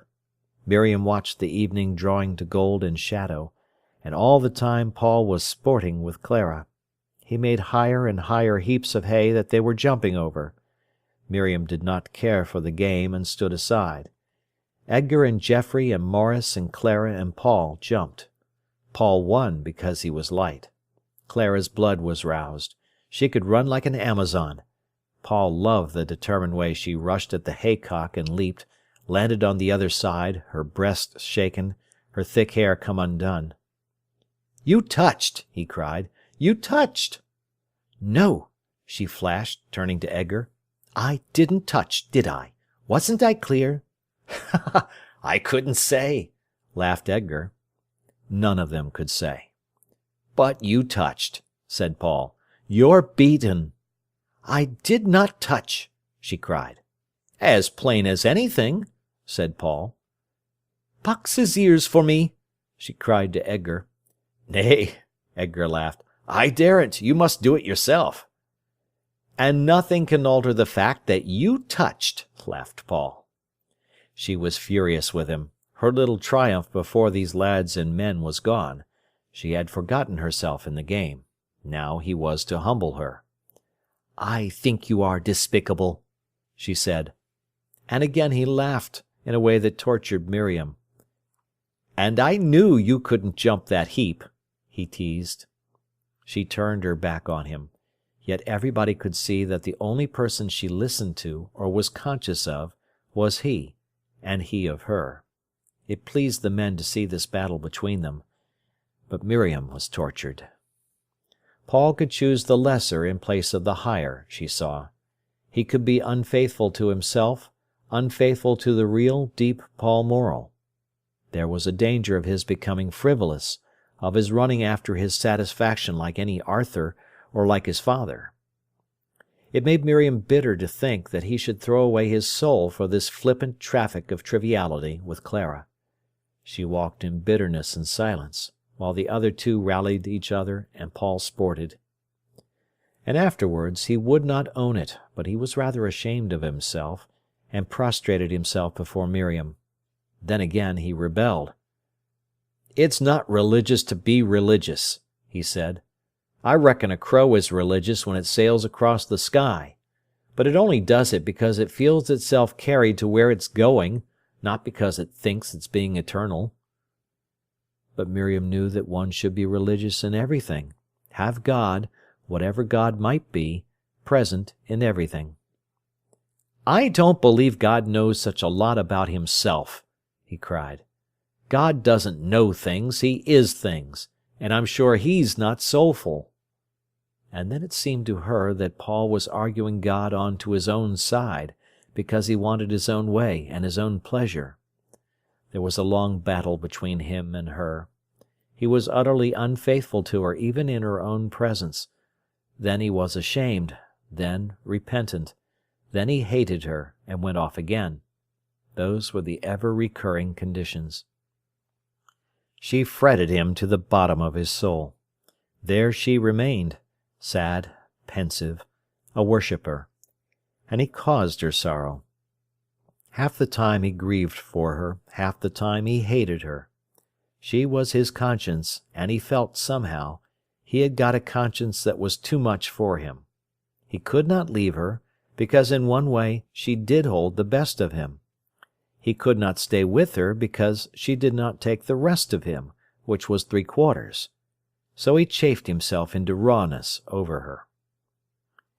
When she was 21, he wrote her a letter which could only have been written to her. May I speak of our old worn love this last time? It too is changing, is it not? Say, has not the body of that love died and left you its invulnerable soul? You see, I can give you a spirit love. I have given it you this long, long time, but not embodied passion. See, you are a nun. I have given you what I would give a holy nun, as a mystic monk to a mystic nun. Surely you esteem it best. Yet you regret, no, have regretted, the other. In all our relations no body enters. I do not talk to you through the senses, rather through the spirit. That is why we cannot love in the common sense. Ours is not an everyday affection. As yet we are mortal, and to live side by side with one another would be dreadful, for somehow with you I cannot long be trivial, and, you know, to be always beyond this mortal state would be to lose it. If people marry, they must live together as affectionate humans, who may be commonplace with each other without feeling awkward, not as two souls. So I feel it. Ought I to send this letter? I doubt it. But there, it is best to understand. Au revoir. Miriam read this letter twice, after which she sealed it up. A year later she broke the seal to show her mother the letter. You are a nun. You are a nun. The words went into her heart again and again. Nothing he ever had said had gone into her so deeply, fixedly, like a mortal wound. She answered him 2 days after the party. "Our intimacy would have been all beautiful but for one little mistake," she quoted. "Was the mistake mine?" Almost immediately he replied to her from Nottingham, sending her at the same time a little Omar Khayyam. "I'm glad you answered. You are so calm and natural you put me to shame. What a ranter I am. We are often out of sympathy, but in fundamentals we may always be together, I think. I must thank you for your sympathy with my painting and drawing. Many a sketch is dedicated to you. I do look forward to your criticisms, which, to my shame and glory, are always grand appreciations. It is a lovely joke, that. Au revoir." This was the end of the first phase of Paul's love affair. He was now about 23 years old, and, though still virgin, the sex instinct that Miriam had over-refined for so long now grew particularly strong. Often, as he talked to Clara Dawes, came that thickening and quickening of his blood, that peculiar concentration in the breast, as if something were alive there, a new self or a new centre of consciousness, warning him that sooner or later he would have to ask one woman or another. But he belonged to Miriam. Of that she was so fixedly sure that he allowed her right. End of chapter.